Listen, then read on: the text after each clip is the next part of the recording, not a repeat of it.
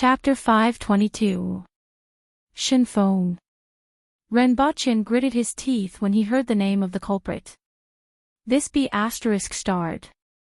She was the one who taught the lady boss. She was also the one who taught the finger-guessing game. Although Renbochin was well aware of her identity, she was a little too daring. Of course, Renbochin had sufficient reason to believe that if he fired her and found another assistant, it would still be someone from the nation. Perhaps he should go abroad and find a Chinese person. Renbochin thought about it and asked, "Did I say anything that I shouldn't?" "No." The three of them turned around at the same time. Renbochin was a little doubtful whether they knew what he had said, but he didn't ask any further after hearing their reply. He went upstairs, changed his clothes, and called Shinfeng. "Where are you? Come to my place." Renbochin's voice was very calm, and he couldn't tell whether he was happy or angry. However, he was still somewhat dissatisfied with Shinfeng. Although she had been doing a good job recently, he wasn't happy to hear her try to get information out of her. "I want to resign." Shinfeng shouted at Renbochin as soon as she answered the call and immediately hung up. "Ha!" Renbochin was stunned. What was wrong with Shinfeng today? He hadn't caused any trouble for her yet, but she actually dared to say that she wanted to resign. She even hung up on him. Before he could figure it out, his phone received 3 photos in a row. They were 3 selfies of Shinfeng. He saw a bald, angry, and wearing a patient's uniform. Was it a pig's head? His eyes had become slits, and one side of his face was completely swollen. He didn't know what kind of medicine was applied on it. His hair was shaved, and his head was wrapped in bandages. The background should be a hospital ward. The other photo showed his arm in a cast. Shinfeng then called again. "Did you see that? Look at what your B** has done. I'm not doing it anymore. I'm not doing it anymore. Boo-hoo." Perhaps it was because she was thinking about her tragic experience, but Shinfeng actually started sobbing. This was quite rare. After all, she always had a very cold and neutral image, and it was rare to see her so emotional. It turned out that she was still a woman. Renbochin was a little puzzled. Was this caused by the 3 idiots below? "Have a good rest first. I'll give you a month off." He hung up the phone, ran downstairs, and saw that the 3 winged cavalry warriors who had arrived earlier were showing off to the other 3 about the things in the room. "Did you guys beat up Shinfeng?" Renbochin asked with a black face. "How many times have I reminded you?" "No." The 3 of them shook their heads in unison. "Not yet." Renbochin looked at the selfie that Shinfeng had sent and asked, "How did she become like this?" "Play Little B. She's the one who suggested it." "You can't blame us," the 3 of them immediately said. Renbochin suddenly thought of the scene he saw when he just returned. "You guys play one more round. B, fly among the flowers." The 3 of them used rock, paper, scissors at the same time, and then, pow! The other 2 slapped one of them to the wall. "That's it. She suggested it. I didn't expect her to be so fragile." As expected, Renbochin was a little speechless. Shinfeng brought this upon herself, right? A sin caused by heaven could be forgiven, but a sin brought upon oneself was the hardest to bear. Renbochin thought for a while and warned, "Don't miss your patrol. If anything happens to Her Majesty's temporary imperial residence, no one can protect you." This wasn't Dayo, and he wasn't prepared to let these people behave like they were in the military. Speaking of which, as long as it wasn't during war, they would probably behave the same way in the military. Understood. The 3 of them were originally worried that Renbochin would reprimand them, but they were overjoyed when they heard this. "How's your learning these days?" Renbochin asked. "Those chefs are good people, and I learned a lot from them," the 3 of them said. "Ha! Chefs. Where's the teacher I found for you? Ren Boqian was puzzled. I didn't see the teacher. Didn't come. Ren Boqian took out his phone and looked at it. Sure enough, there were 2 calls from the tutor he found previously. He immediately called back. Then, the other party immediately hung up. Ren Boqian's face immediately turned black. What was going on today? He called again. This time, the other party picked up and said rather coldly, Sir, what else do you want? Why didn't you show up at the appointed time? Are you serious? I went, but I was chased away. Although I'm not as rich as you, there's no need to tease me, right? I'm just a student, and I'm not used to these things. After finishing his sentence, he hung up the phone. Who came after I left? Ren Boqian turned to look at the winged cavalry warriors and asked with a black face. There was a skinny and weak little guy who said he was a tutor. Sir Ren, you instructed us to chase him away except for the designated people. So, I chased him away. Ren Boqian was speechless. I'm not angry. I'm not angry. I'm not angry. Ren Boqian muttered as he held his head. If he were to get serious with these idiots, he would lose. The 3 of you can tell them about it first. Ren Boqian waved his hand, drove to the entrance of the university, and stuck a piece of paper on the car window. Looking for a tutor with an hourly salary of 200 yuan. Requirement, honest. Many people saw this scene and immediately became interested. An hourly salary of 200 yuan was considered pretty good for part-time students. A one-on-one high school student's hourly salary was generally only about 100 yuan. Needless to say, Ren Boqian wasn't looking for a 985 university, but a 211 university. However, Ren Boqian didn't specify primary, secondary, or high school, and he didn't specify any subjects. This made people feel a little uncertain. Some people even suspected that he was a scammer. After all, most of the things that seemed to be very advantageous were actually scams. After a long time, a bespectacled, plainly dressed boy who looked a little thin and weak walked over and knocked on the car window. Excuse me, what kind of tutor are you looking for? The boy asked. I'm a first-year student here and have just passed the college entrance examination. You, get in the car. Ren Boqian sized him up and said after seeing that he was quite honest. Aw. Don't worry, your standard is good enough to teach. I don't need a high standard, I just need to be honest enough. The boy hesitated for a while. This price was quite attractive, and he could get into the car at the entrance of the university where the surveillance cameras could see it. There shouldn't be a problem. At the thought of this, he got into the car. Ren Boqian said as he drove, I only request that you teach me Chinese, the simpler the better. Then, teach me some general knowledge. Ah. The boy was a little surprised. Some children have been living in the mountains and don't know anything about the outside world. I need someone to help them understand these things, Ren Boqian said. It was better to bring the boy over first. If he took out the photos of the winged cavalry, he reckoned that no one would dare to go. In fact, after interacting with the winged cavalry, one would know that even though they looked a little scary, they weren't considered bad people. After hearing this, the boy finally felt a little relieved.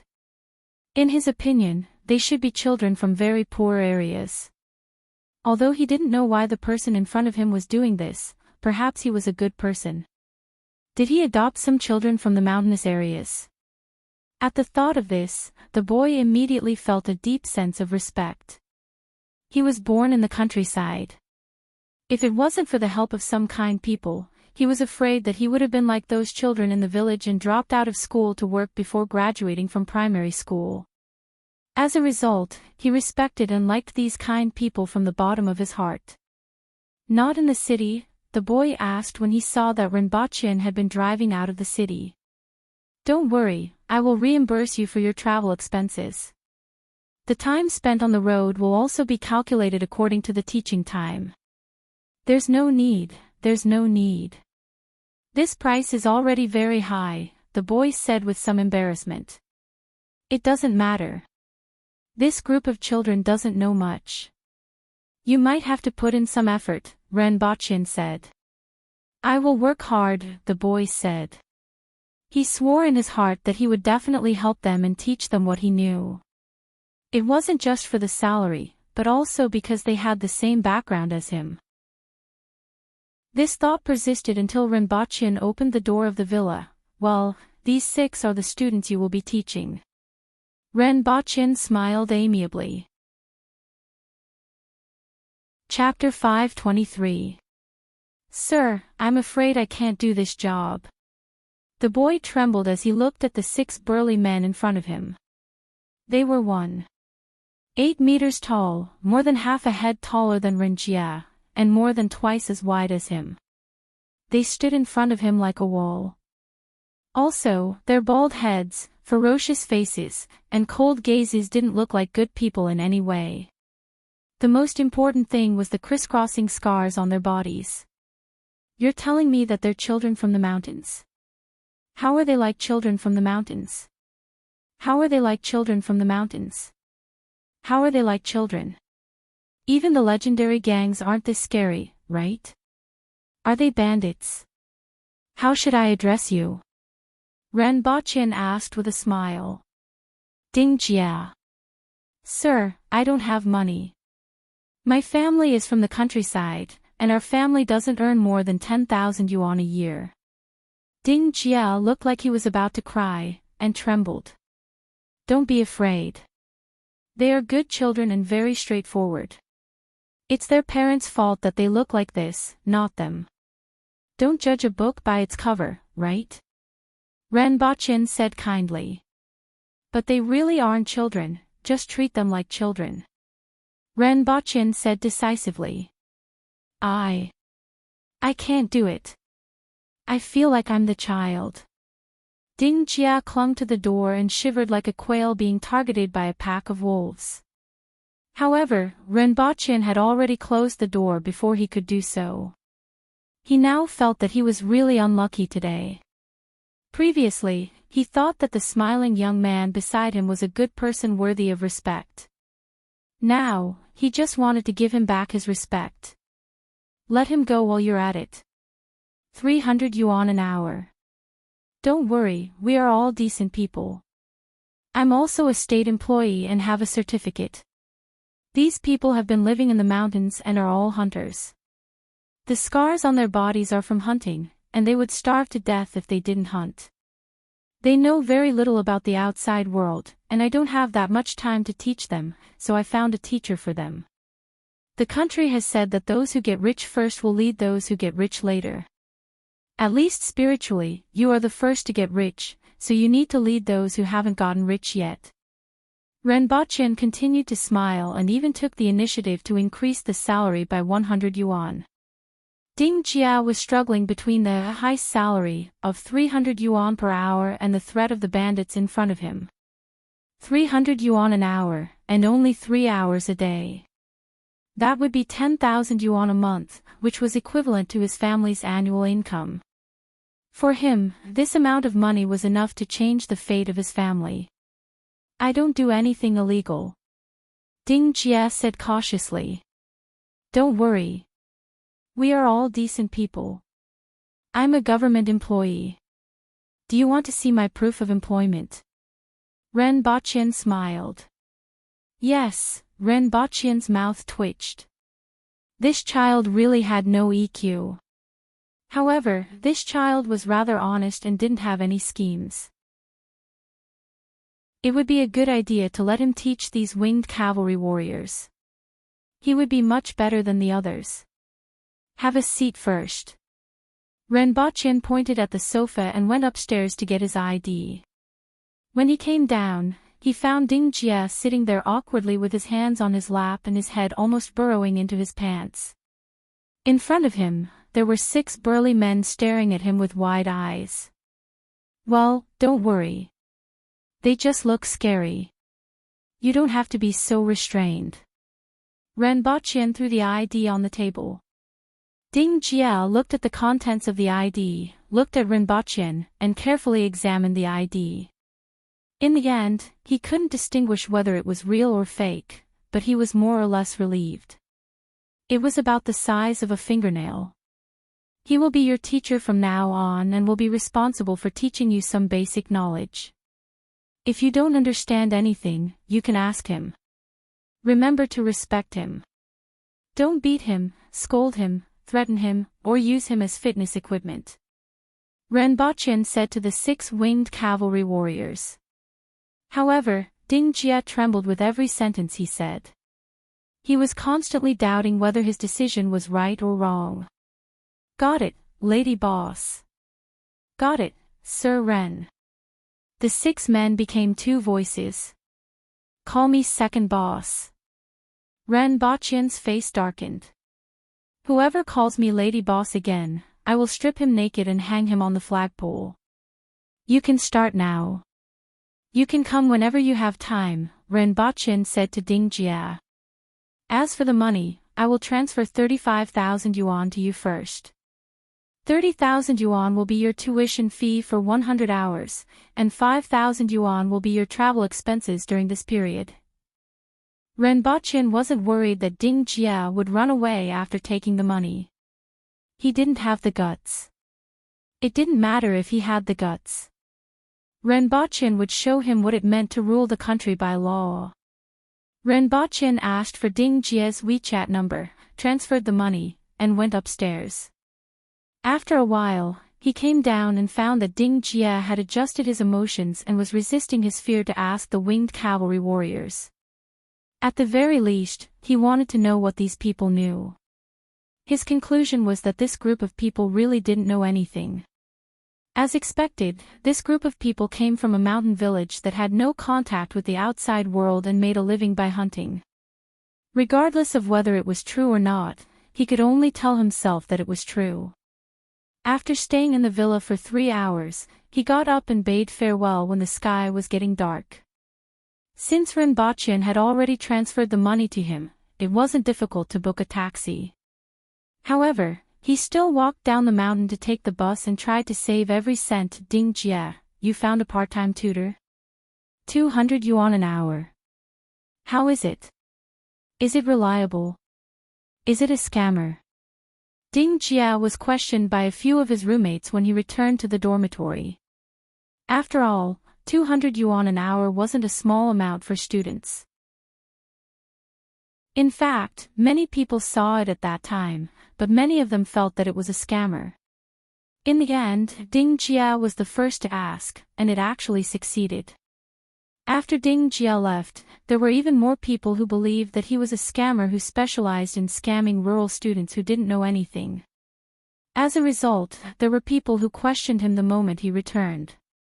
Some of them were kind, but there were also people who were waiting to see him make a fool of himself. Ding Jia didn't mention anything about increasing the salary to 300 yuan an hour. He just squeezed out a smile and said, "It's quite reliable." He thought to himself that it would be better if those people looked like normal people. He didn't even know if he had really profited this time because those people always made him feel afraid. Really? Is it a weekly or monthly knot? Be careful, his roommate warned. I have already paid a sum of money in advance. It's enough for a few days, Ding Jia whispered. Ding Jia whispered. He was truly grateful to Ren Boqian for this. This sum of money was too important to him. How much? Someone asked curiously. Ding Jia didn't have much contact with people and didn't know how sinister people were. He raised his hand and gestured 3,000 yuan. This person is quite generous. You have met a good person, someone immediately laughed. How do you know it's not 300 yuan? Someone immediately asked. Ding Jia has been gone for a few hours this time. 300 yuan might not even be enough for today's lesson. He just said that he paid a sum of money in advance, so it should be at least 3,000 yuan, right? Ding Jia, am I right? the person who spoke just now laughed. He was very confident in his judgment. Ding Jia opened his mouth and then nodded. In the end, he didn't mention that the other party paid 30,000 yuan in advance. However, this still made several of his roommates envious. After all, only a small number of people were rich. When they first entered university, many students had the idea of becoming tutors to earn some pocket money, but they couldn't do so for various reasons. No one expected that Ding Jia, who was the most inconspicuous, would find such a good part-time job. The next 2 days were weekends. Ding Jia left school early, took the subway and bus to the foot of the mountain, and then walked to the villa for lessons. Although Rinpoche said that even the time spent on the road would be counted as class time, he didn't want to and didn't dare to do so. After 2 days, he could finally look at these 6 people calmly. Although they looked like bandits, they were very straightforward and weren't as ferocious as he had imagined. Except for a few things that made him feel uneasy. For example, when he went there, he saw them lifting up their cars to exercise. Or, they fought in the courtyard like in the movies, punching a big hole in the ground with one punch. Or, they could eat 120 people's meals in one meal. Who exactly were they? No matter how stupid he was, he knew that there was something wrong with their identities. However, he didn't dare to ask and could only pretend that he didn't see anything. Rinpoche was very satisfied with his performance. Do well. There are other jobs waiting for you if you do well. However, you have to remember that you are being paid by me. As long as it doesn't violate the law, you can't reveal anything about me here to anyone, including certain state agencies. If there are any problems, you can ask them to look for me. If I find out that you have leaked anything about me here, Huangpu River will welcome you with open arms. As Rinpoche spoke, he released his imposing aura. After all, he was second only to the Empress in Dayo. Apart from the Empress, he came into contact with various top experts or generals in the army every day. The imposing aura that was imperceptibly cultivated wasn't something that ordinary people could resist. After hearing Rinpoche's words and being pressured by his imposing aura, Ding Jia immediately sweated profusely and nodded like a chick pecking at rice. Well, I'm going on a mission. If you have anything to say, you can tell me when I come back. Rinpoche nodded with satisfaction. He liked this boy who didn't mix with others. He might be a little clumsy, but he was more reassuring than Shenfeng. Chapter 524. There's no more wine. One of the winged cavalry warriors pondered. There's no more wine. Another person tipped the bottle down, and a drop of wine dripped from the bottle. We could have drunk for a few more days. The 3 winged cavalry warriors looked at the 3 people opposite them.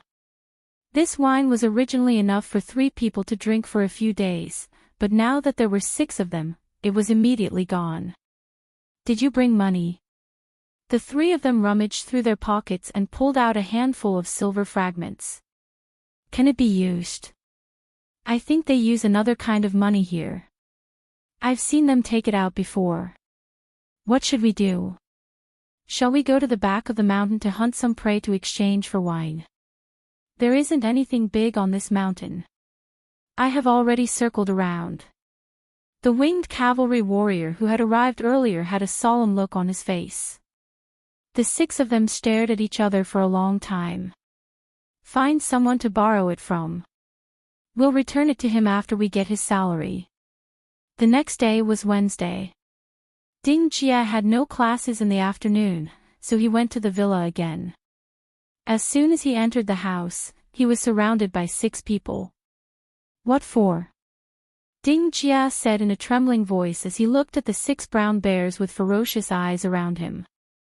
There's no more wine, I didn't either. As soon as Ding Jia finished speaking, he felt the air around him turn colder. I'll go buy it.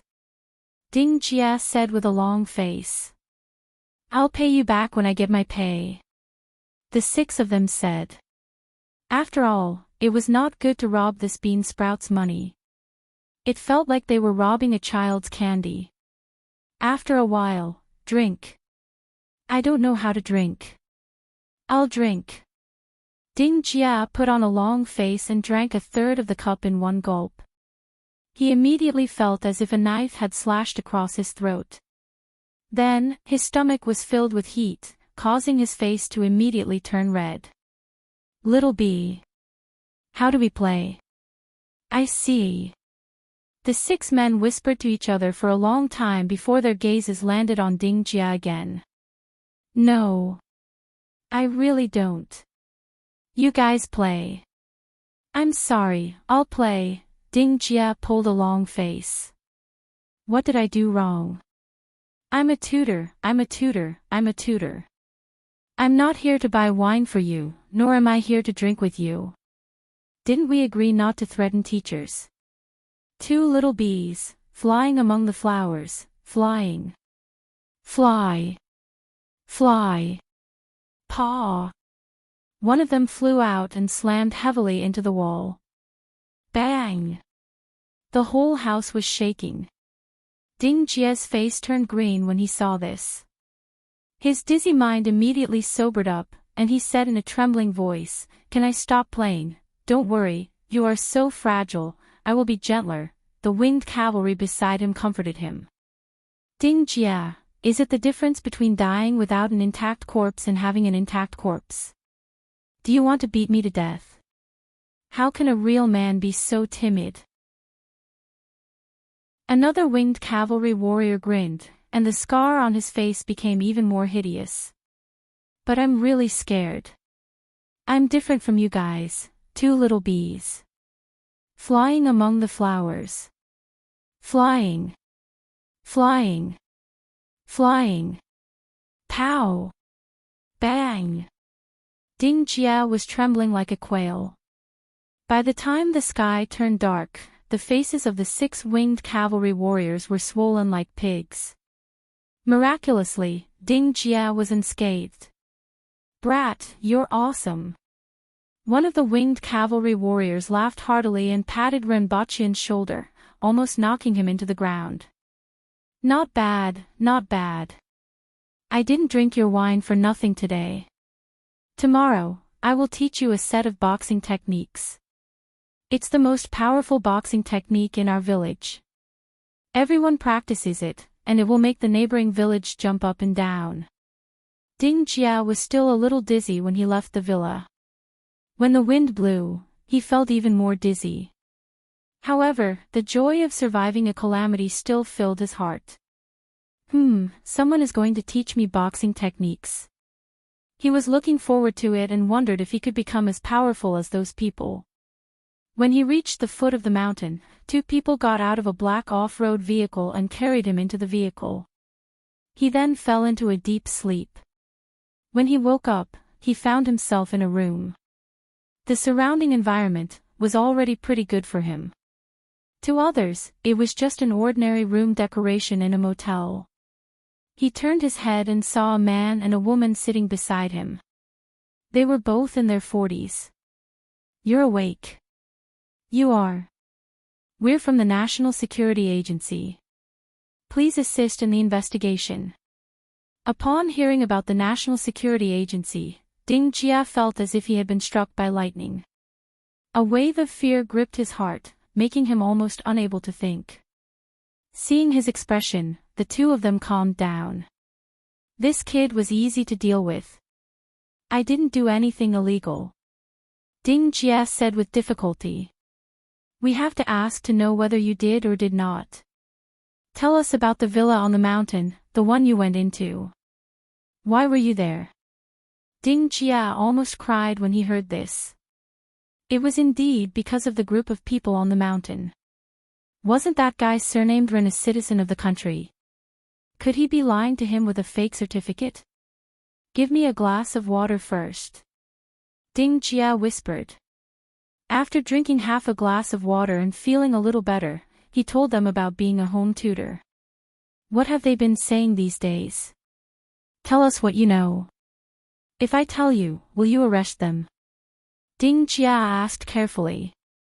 No, but we need to know something, the man said. Then I can't say. Ding Jia immediately shook his head. Ding Jia's reaction stunned the two of them. Did he threaten you? Ding Jia nodded vigorously.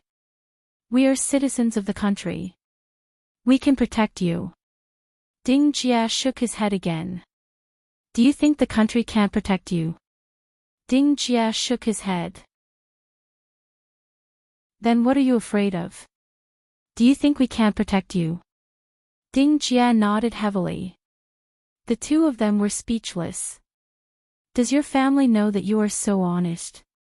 If you don't tell us, we can arrest you. The man put on a stern expression. If possible, he didn't want to do this. After all, he still hoped to get the other party's help. However, this guy was too funny. Ding Jia trembled, but after thinking about what that person said, he mustered up his courage and said, his name is Renbaqian. If you need anything, you can look for him, Miss Qing Yuan, where's Her Majesty? Renbaqian had just returned to Dao and went to the Empress's room to greet her, but she wasn't there. Her Majesty drank some wine just now and said she was bored. She went out for a walk, Qing Yuan said while wiping the table. How long has she been gone? Renbaqian nodded and threw a bag of white rabbit creamy candy to her. Less than 4 hours, Qing Yuan said with a smile. Get someone to inform me when Her Majesty returns. Renbaqian smiled and left. In the past, there were always various dramas of emperors wanting to leave the palace and various ministers admonishing them. This didn't exist for the Empress. As long as she didn't go to the Great Xia Palace for a walk, it was fine.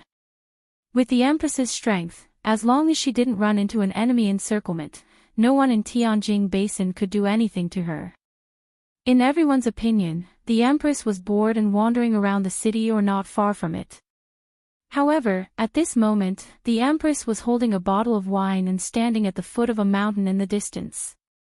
In front of her was a winding mountain road that wasn't considered steep. The mountain road was about 3 meters wide and had been excavated for many years.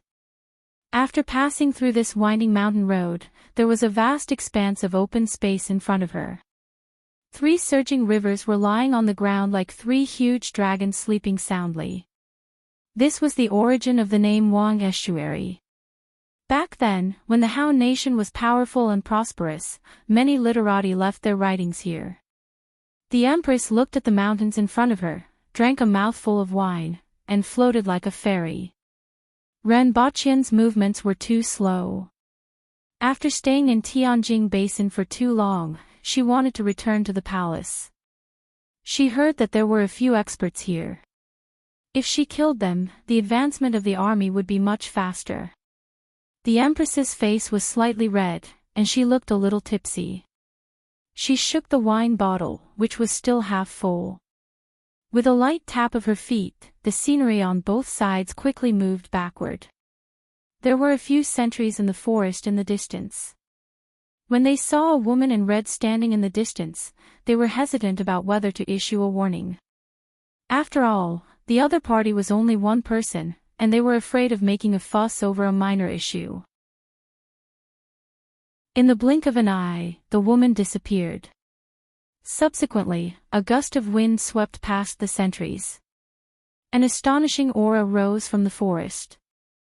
An old man sitting at the top of the mountain suddenly opened his eyes, and a cold glint flashed in his eyes. This aura. Is it a challenge? It's somewhat familiar. Is it Qi Zixiao? The old man's face changed. His body blurred, and he appeared on a big rock as he looked down the mountain. It's Qi Zixiao. A figure appeared beside him. What should we do? Retreat. Both of us aren't her match, and she won't do anything to those ordinary soldiers. But there are still our disciples. She won't do anything to them. Let's go. It will be too late if we don't leave now. Following their conversation, many people in the mountains looked up and saw a red figure emitting an astonishing aura leaping up from the forest and heading straight for the mountain peak. I'm getting tired of this. All of you, quickly come down and die. The Empress took advantage of her drunkenness and let out a long whistle that shook the wilderness. All the birds and beasts in the mountains lowered their heads. Chapter 525. Renbochin sat on a chair and opened the box next to him. Inside were black tokens that were decorated with fish-dragon patterns. On the front were 3 blood-red words, Rearguard Commandery, and 2 red words, By Who, were written on the back. The tokens were only the size of a palm, weighed about 2 ounces, and were completely made of alloy. Each of your tokens is also proof of your identity. When you meet people from the court and the rearguard commandery, show them first to prove your identity, Renbochin said as he distributed the tokens. When everyone received the tokens, they found that they were extremely exquisite and had fine lines. There were no traces of carving at all, and they couldn't be imitated. Renbochin watched from above as everyone put away the tokens and said, "There are 2 tasks for everyone to complete." "Please speak, sir," everyone immediately said. Now that everyone had received their tokens and their identities had been confirmed, they could only listen to what Renbochin said.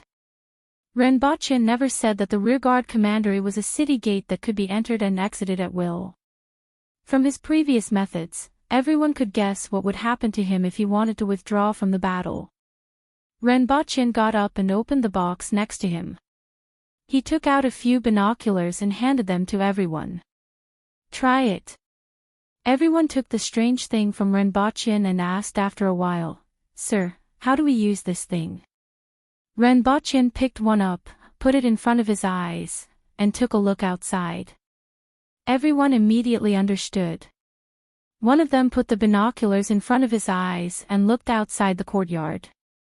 He suddenly exclaimed in surprise, and his expression changed. It wasn't just one person, but several people in succession. Through this thing in their hands, the distant courtyard wall seemed to be right in front of them. The little damage on it, as well as the weeds sticking out of the wall, could be seen clearly. "Senior Chi, what's wrong?" someone asked in a low voice. These were all Earth Will experts who wouldn't easily be surprised by anything. At this time, they were surprised with such a thing, which puzzled others.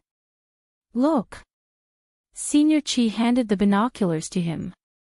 The others used the binoculars to look at things in the distance. Some even used the binoculars to look at the people opposite and were shocked. On the opposite side of the binoculars were 2 dark holes full of weeds. After taking a few steps back, they realized that they were actually nostrils. Everyone passed the binoculars to each other and took a look. When they looked at this thing again, their eyes were filled with amazement. Although this thing couldn't increase one's strength, it was very useful. This is a telescope. As long as it's within sight, everything can be magnified 10 times, which is equivalent to getting closer by 10 times. Even objects the size of insects in the distance could be seen clearly with this thing. In addition, there's another thing called night vision. It can see the human body in the distance at night. No matter how well it's hidden, it can be found immediately. I need a few people to investigate the movements at the Wang estuary. They don't need to get close. They just need to monitor the other party's arrangements. With these 2 items, I can ensure my own safety to the greatest extent. "Sir Ren, I'm willing to go," someone immediately said. Everyone knew in their hearts that working for the imperial court was not something they could do as they pleased. Even in the sect, it was impossible. For the first mission, Renbochin allowed everyone to register themselves. Those who took the initiative would definitely have a higher position in his heart. The binoculars and the so-called night vision goggles had increased their safety to the maximum. Everyone present was an Earth Will expert. As long as they weren't surrounded, it wouldn't be difficult for them to escape. If they didn't fight for such an opportunity, there was no point in joining the rearguard commandery. Sir, I'm willing. Everyone spoke up one after another. Some addressed themselves as I, some as subordinate, and some as Chin and Ching. For a moment, it was a little chaotic. A total of more than 20 people volunteered. Let's do it this way. You guys go to the Wang Estuary and Ghost Ridge to investigate the situation. It's best to figure out the composition and arrangements of the people there.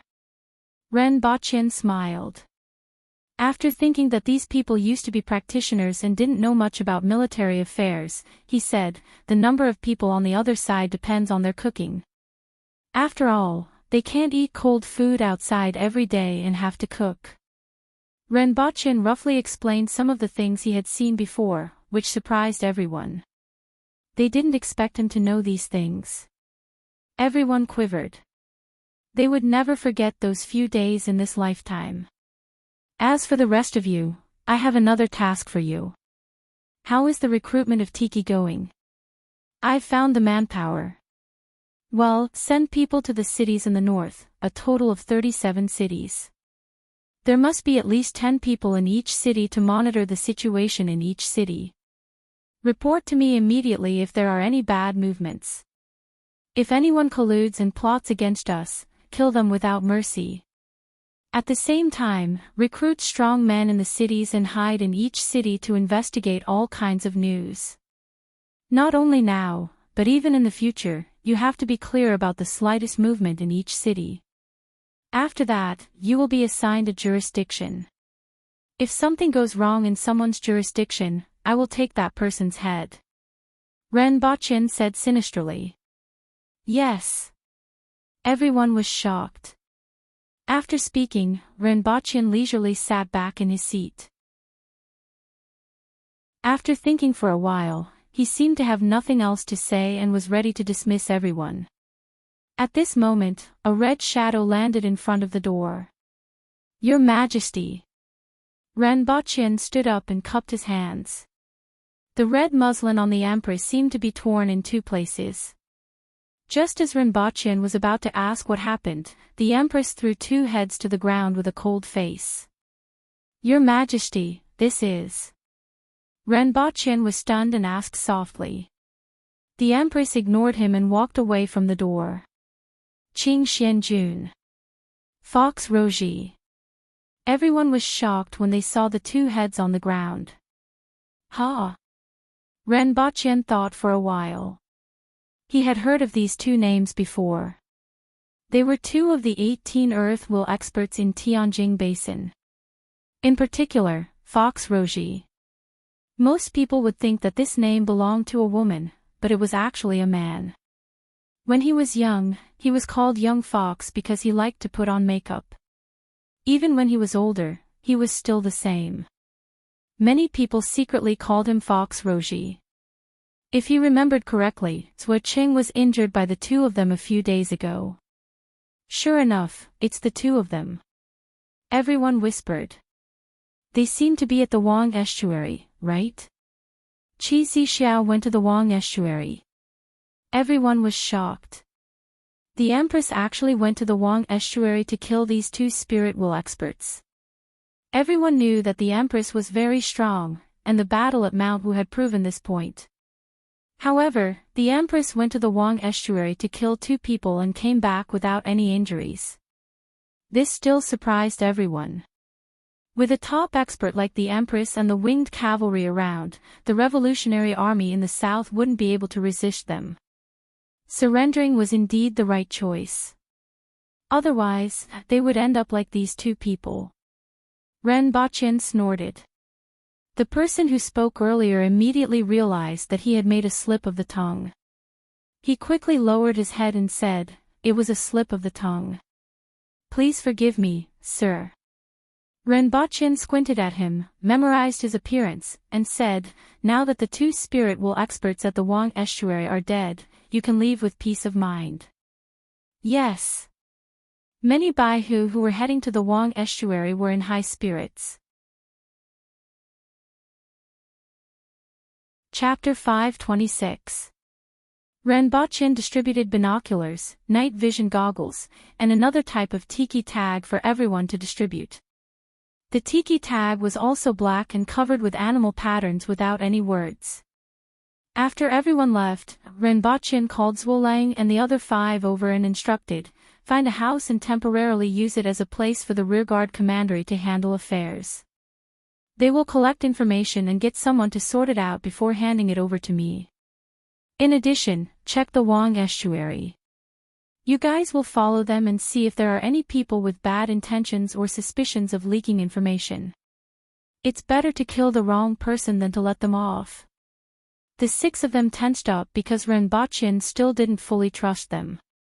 However, this was normal. After all, there was a spy who snuck in and even tried to assassinate Renbochin. Among the remaining people, not all of them were of one mind. After Renbochin finished speaking, he saw that they understood and instructed, you may leave. After tidying up his clothes, Renbochin strolled to the backyard and suddenly stopped when he was halfway there. He saw a girl sitting in the yard beside him in a daze. The fool that was brought back from Earth. These days, the guards didn't report anything about her. Their attention was only limited to someone delivering food to her and ensuring that she wouldn't starve to death. Other than that, they had almost forgotten about her existence. Wang Baobao had changed into a new set of clothes. She was no longer wearing the muddy clothes from before, but a set of women's clothes with a pleated skirt that was commonly seen in Tianjin Basin.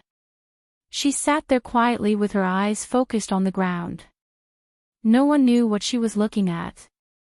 Renbochin walked over, followed her gaze, and saw 2 insects that looked like a beetle on the ground. A duel. Do you remember anything? Renbochin stood in front of her and asked faintly. There was no response. Who changed your clothes? Renbochin asked again. Wang Baobao looked up at him in a daze before lowering her head to look at the 2 insects.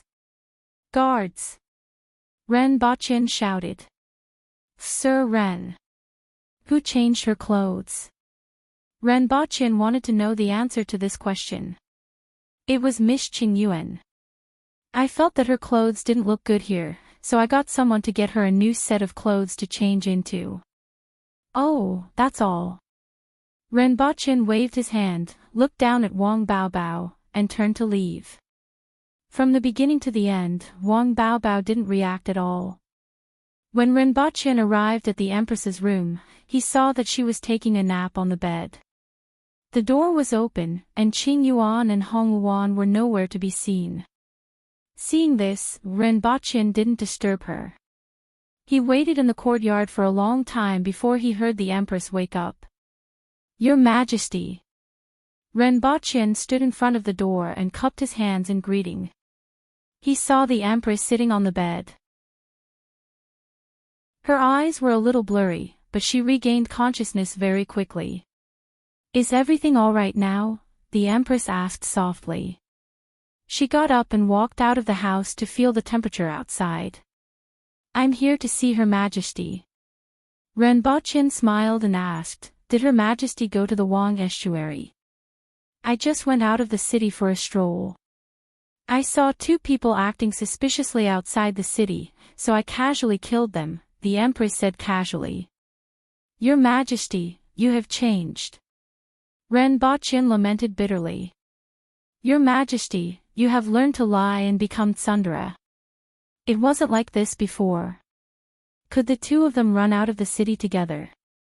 Sneaking around. Who could believe it? The Empress glared at him with her beautiful almond-shaped eyes. She had an expression that said, I'll paste you to the wall if you don't explain yourself. Renbochin felt a chill down his spine and changed his words. Your Majesty's bearing is getting more and more amazing. Even spirit will experts are like weeds in front of Your Majesty. Of course, with Your Majesty's strength, you can naturally treat them like weeds. With Your Majesty's achievements at such a young age, I wonder what level you will reach in the future. Just thinking about it makes me look forward to it. The Empress raised her head and thought about it. She also didn't know what level she could reach. "Are you injured, Your Majesty?" Ren Baqin asked with concern. "These two people are just a piece of cake for me," the Empress said faintly. "That's good. There's no need for Your Majesty to pay attention to these people in the future. If you make a move every time, what's the use of the court officials and the soldiers? You guys are too slow," the Empress said faintly. "I kind of want to return to the palace." "If Your Majesty is bored, why don't you return to Lan City first? With Sir Shi and the winged cavalry here, there shouldn't be any problems," Ren Baqin whispered. "We'll talk about it later." She walked in the courtyard and looked at a cluster of unknown flowers in front of her. They were pink and very fine, but they were also very beautiful. "I feel that this flower is more suitable for Your Majesty." Ren Baqin picked the largest flower in the courtyard from the side. It was much bigger than his palm. "It's too big." The Empress was a little disgusted. "A man's romance should be as big as possible." Ren Baqin chuckled. The Empress didn't understand what he meant. She stared at the joke in front of her for a moment before walking out. Ren Baqin followed the Empress around the city. During this time, they met many people from the rearguard commandery heading toward the north and south of the city. When they saw the two of them, they quickly dismounted and saluted. After the two of them passed, they continued to move forward. This was the first time that many people saw the Empress, and her appearance amazed them. After another day, a batch of sheep and cows was delivered to Jiangbei City.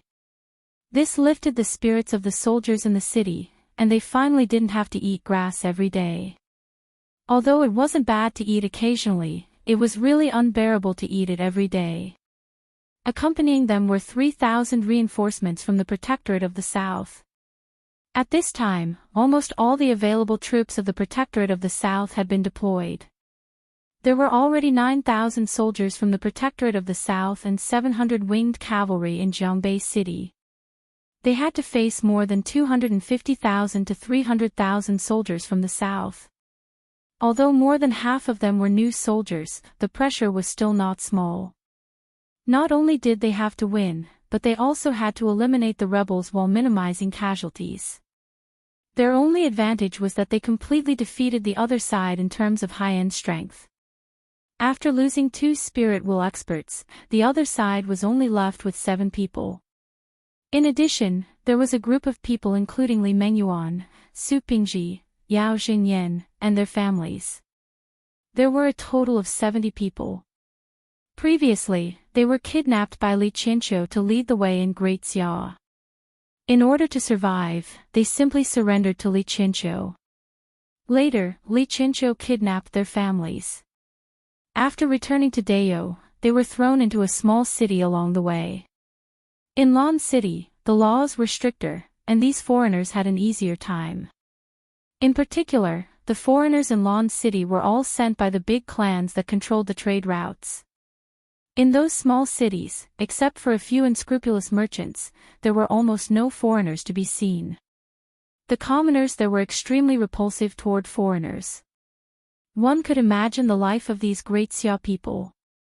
They were bullied almost everywhere and had to swallow their anger. Otherwise, they would be beaten up, and in serious cases, they might even lose their lives. They almost didn't dare to go out. However, they were kidnapped, so how much property could they have? It didn't take long for everything to be consumed. They didn't have land, didn't know how to graze, and were ostracized. If this continued, these people would probably starve to death in less than 2 months. The 3 of them were privately blamed by their families. Under such circumstances, it was better for the 3 of them to give up their lives than for their entire families to end up in such a situation. These words made the 3 of them speechless. Just as these people were privately discussing whether they should escape back to Great Xia, find a small village, and live incognito, an order gave them new hope. Ren Baqin saw the 3 of them at the newly established rearguard commandery. He saw that the 3 of them were tanned, skinny, and their clothes were full of stitches. "You guys are a little miserable," Renbochin couldn't help but say. He had heard a little about what happened to the three of them, but he didn't expect them to be so miserable. "Sir, if you have any orders, we will go through fire and water without hesitation. We only hope that you can give our families a place to settle down," the three of them said loudly with respect and hope in their eyes. This was the look of hope after everything had been obliterated by reality. "Are you all scholars in Great Xia?" Renbochin asked. "Yes. We originally came out to travel before the examination, but all sorts of things happened later on." The three of them looked like they couldn't bear to look back at the past. "What do you know?" Renbochin asked. "I know about all the classics and ancient books. I also know something about mathematics and the like," the three of them answered. 156 plus 611 minus 203 plus 24. "What's that?" Renbochin asked casually. "It's 540, sir," one of the thin and small men answered. "What's your name?" Renbochin finally met someone who could add, subtract, multiply, and divide verbally after coming to this world. This made him feel like he had discovered a talent. "Sir, I'm Yao Jingyan. What about you guys?" Renbochin looked at the other two. "I'm Li Mengyuan and Su Pingji." The other two quickly answered. The three of them were very humble. Even in Great Xia, their knowledge was considered superior among the younger generation, so they were naturally a little arrogant. However, after experiencing a series of events, that arrogance had long been worn away. "The three of you will work in the rearguard commandery for now. You will be responsible for sorting out and collecting all kinds of information. If you do well, you will be promoted. As for your families, I will get someone to make arrangements for you," Renbochin said faintly. In his mind, these three people were useful. After all, they couldn't return to Great Xia now and had almost no way out. Instead, they were more reliable than some people in Tianjing Basin. Chapter 527. Your Majesty, there are 2 more days before the deadline of 30 days is up. Before that, I'm going back. Do you want to relax? Renbochin asked as he stood beside the Empress. The war would begin in 2 days. Shi Huanya had already begun his preparations, and all the soldiers in Zhongbei City were making their final preparations. The atmosphere in Zhongbei City was tense before the war. Renbochin was only in charge of the rearguard commandery and monitoring every move in the northern part of Tianjing Basin. However, after the war, he wouldn't be able to be as idle as he was now. The same went for the Empress. All right. The Empress nodded. A moment later, the two of them appeared in Renbochin's room. The Empress went back to her room to change. Renbochin turned to look at the gloomy sky outside the window and remembered that another year was about to pass. He picked up his phone to look at the date and was surprised to find that it was December 31st, the last day of 2019. After today, it would be 2020. The first time he came to Dayo was in the summer of 2017. More than 2 years had passed on Earth in such a short time, to the point that he was somewhat detached from the timeline on Earth. Other than checking the news every time he came back to understand the current situation, almost all his thoughts were on that world. After being in a daze for a while, Renbochin heard someone shouting outside the window. He walked to the window and looked down, only to see a winged cavalry warrior practicing boxing on the ground outside. There was originally a lawn, but it had already become a piece of soil that had been plowed hundreds of times. Just a handful of seeds could be used to grow vegetables. The winged cavalry warrior's feet stepped on the soil, creating 2 deep ditches. When he stepped on the ground, the soil under his feet rushed up like water. Ha! Renbochin looked at a person not far away who was clumsily imitating the winged cavalry warrior's movements. That tutor. What's his name, again? Renbochin thought for a while but couldn't remember.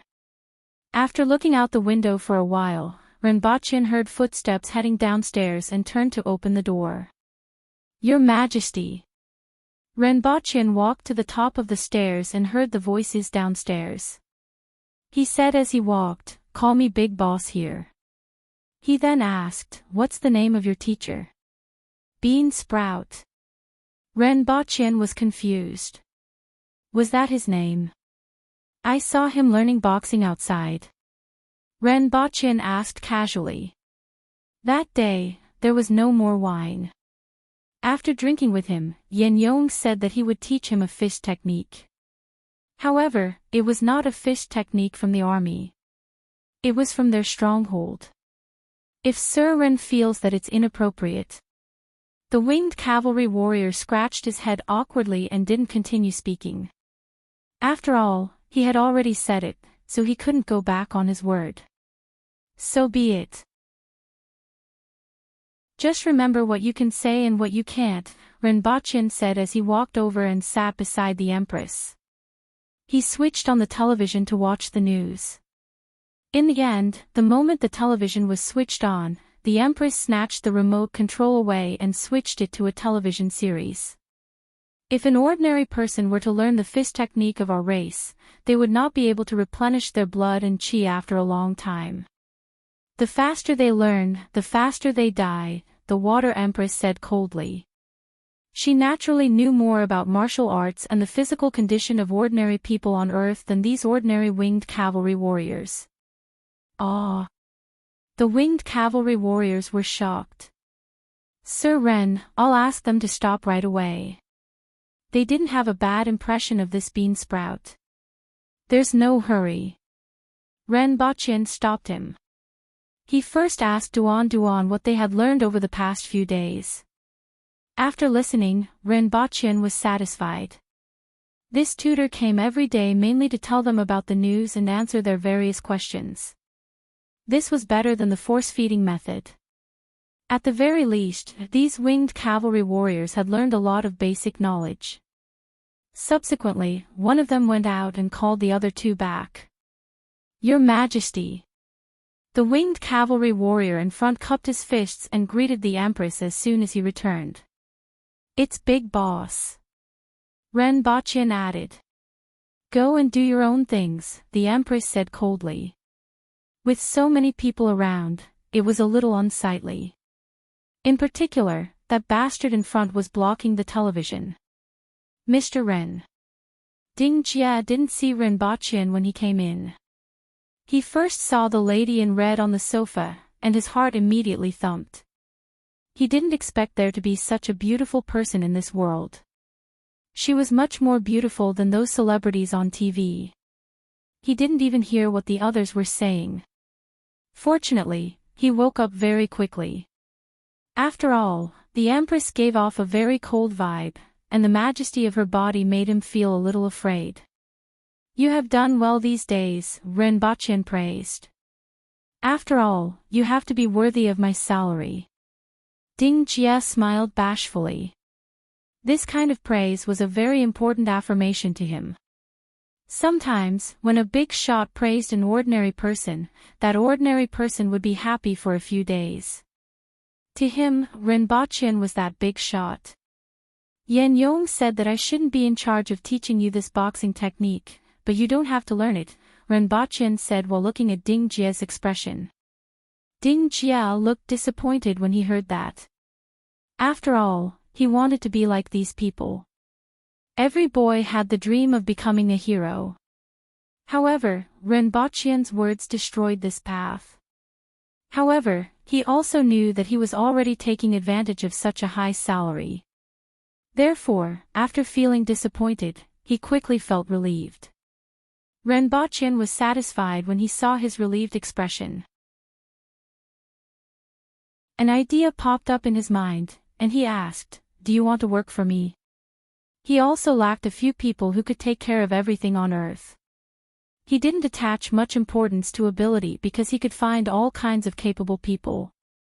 As long as he showed some interest, the nation would definitely find some people to work for him. These people were very capable, but they weren't his people.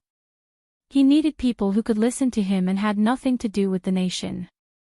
The little guy in front of him, whom he had found on the spur of the moment, seemed to have a simple temperament and could be used by him. Isn't it now? Ding Jia didn't quite understand what he meant. From now on, you will always work for me.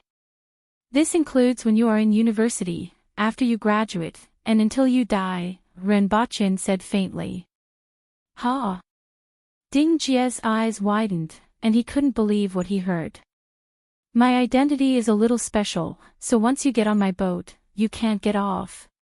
If you want to get off, you can only die.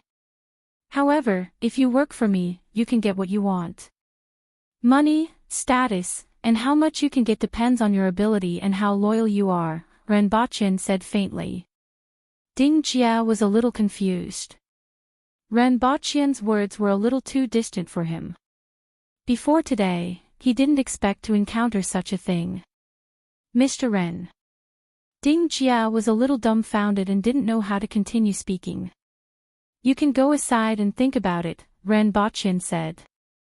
Then, Ding Jia really went to the side to think about it. Ren Baqin smiled and thought that this little guy was quite honest. The Empress glanced at Ding Jia and didn't see why this little guy was worth Ren Baqin's attention. She then continued to watch her television.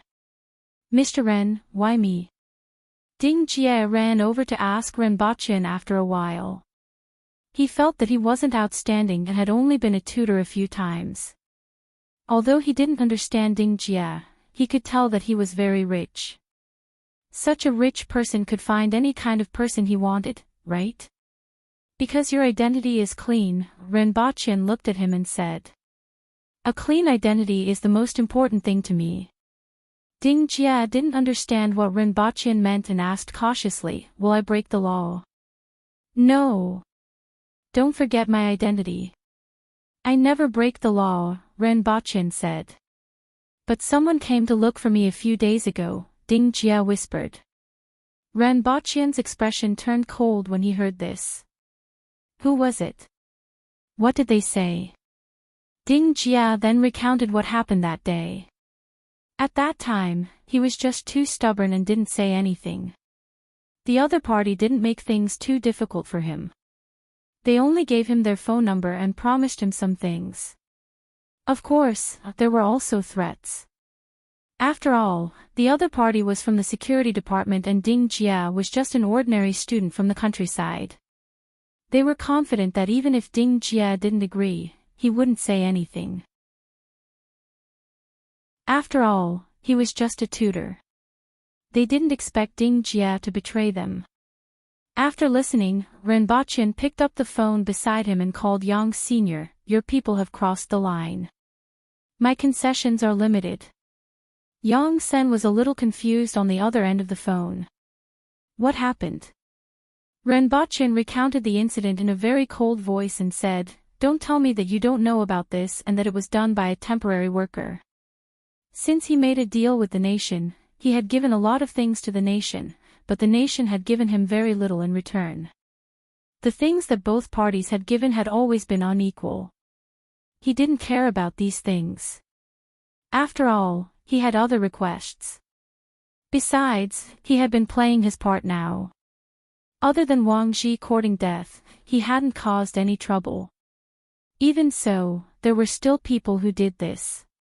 This was simply challenging his tolerance. Mr. Ren, calm down first. I really don't know much about this matter. What do those two people look like? What are their names? What's their phone number? Yang Sen was sweating a little. He could hear the anger in Ren Baqin's cold voice. He didn't want to provoke this person. Although he was backed by the nation, the other party had something that even the nation coveted. Furthermore, he also had a paradise behind him. Putting everything else aside, as long as a group of experts came over, Shanghai would be in chaos. Even if the nation could deal with them, many people would lose their lives and lose the opportunity to obtain things from them. No one could bear the consequences of such a thing. After asking Ding Jia, Renbochin told Yang Sen and said coldly, "You have to give me an explanation for this matter." Then, he hung up the phone and sat there without saying a word. He wondered if Yang Sen really didn't know about this matter or if he was just pretending. Now, it all depended on what explanation he had to give.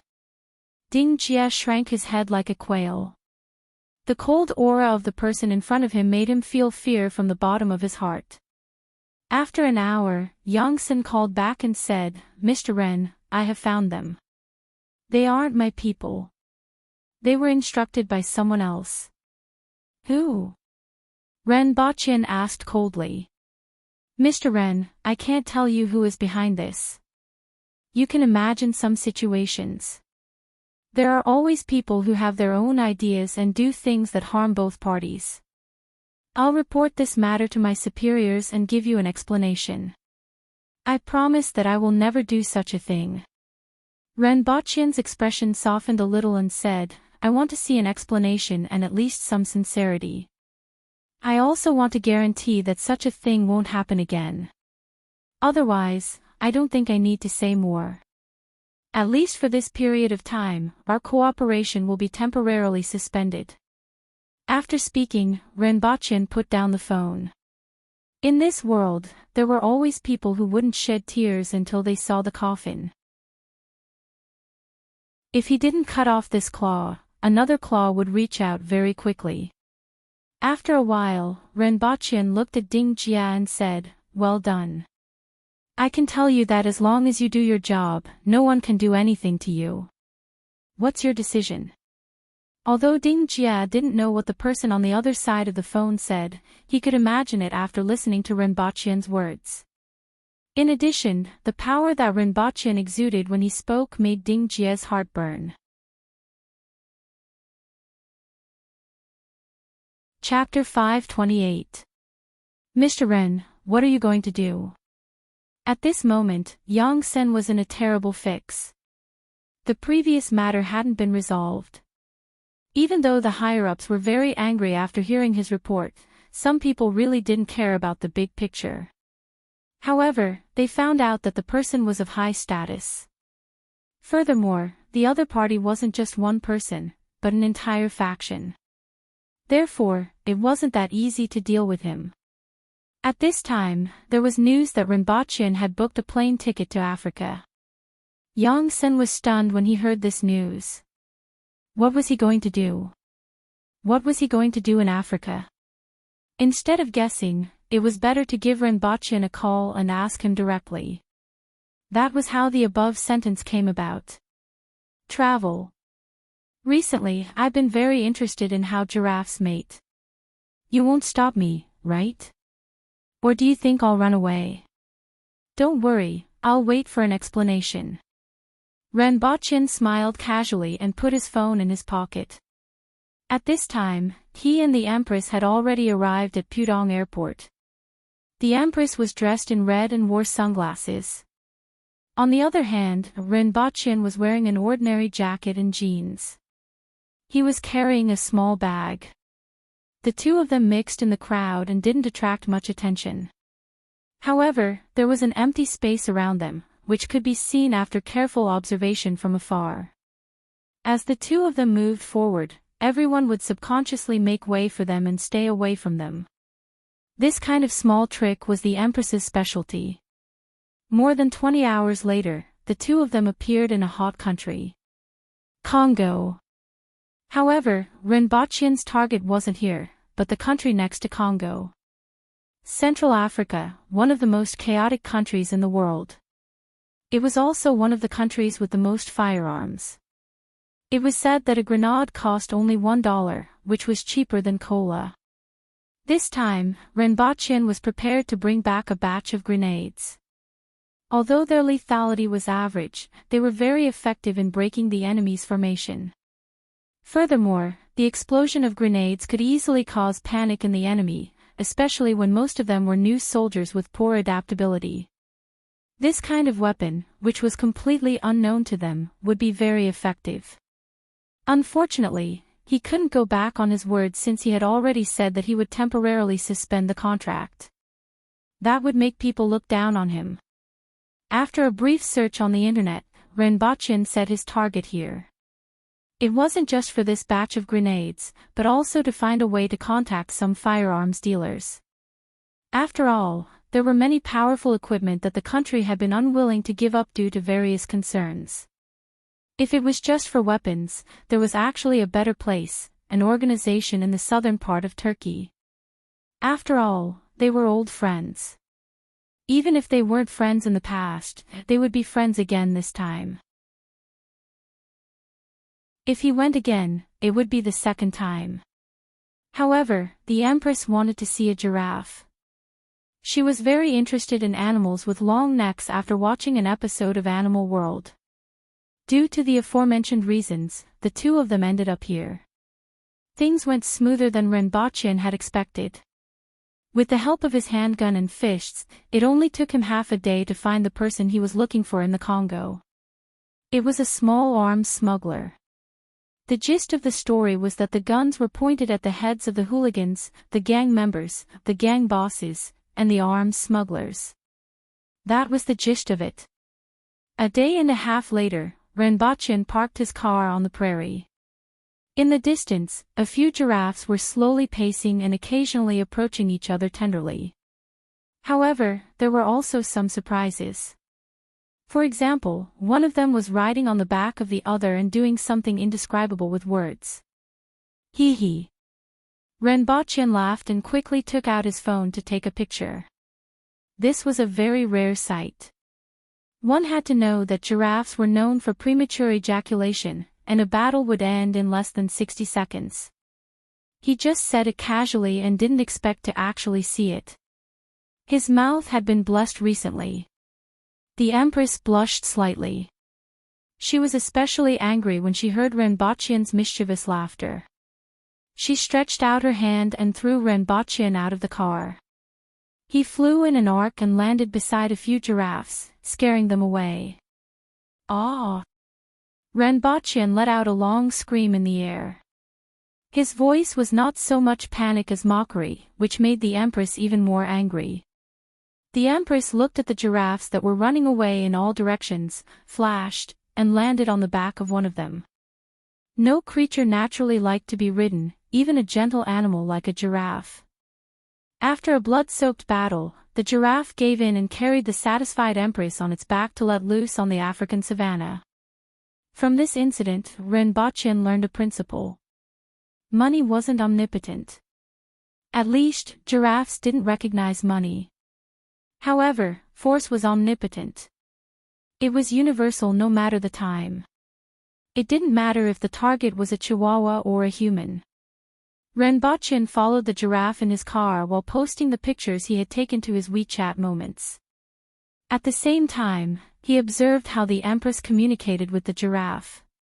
When it wanted to turn left, the Empress would say, "Left," and slap the giraffe's right neck. The giraffe's entire body tilted to the left. The opposite was also true. After such a long time, this giraffe was miraculously full of spirituality. When the Empress pointed to the east, it wouldn't go west. When the Empress asked it to chase a dog, it wouldn't chase a chicken. Renbochin took out his phone and took a picture of this scene. A giraffe carried a lady in red and ran wildly on the prairie. It was full of harmony between man and nature, and the warmth between man and animal. The Empress's mood came and went quickly. After playing for about half a day, she returned to the car and said, "Let's go back." As soon as she left, the giraffe that was happily with her ran away as if it was running for its life. Renbochin chuckled and showed her the picture of the Empress riding on the giraffe. He praised, "Very beautiful. Beautiful as a fairy." The Empress was in a good mood and wrinkled her nose. She would only reveal such a girly expression in front of Renbochin when she was in a good mood. Then, her face turned cold and she asked, "Who's a fairy?" Renbochin was speechless. Half a day later, the two of them returned with 1,500 made IN grenades. In China's 82-2 grenades returned to Dayo. The sky was already dark. Two galaxies hung in the sky like a cross. I still feel that Dao's sky is more beautiful, the Empress said as she looked up. It's the same principle as when one's own sun is better, Renbochin added. Bang! The Empress slapped Renbochin to the wall and returned to her house with a cold look. This damned bastard was getting more and more unbridled recently. Sometimes, his words were extremely touching and sometimes infuriating. Sooner or later, he would be hung on the city wall. Renbochin fell from the wall.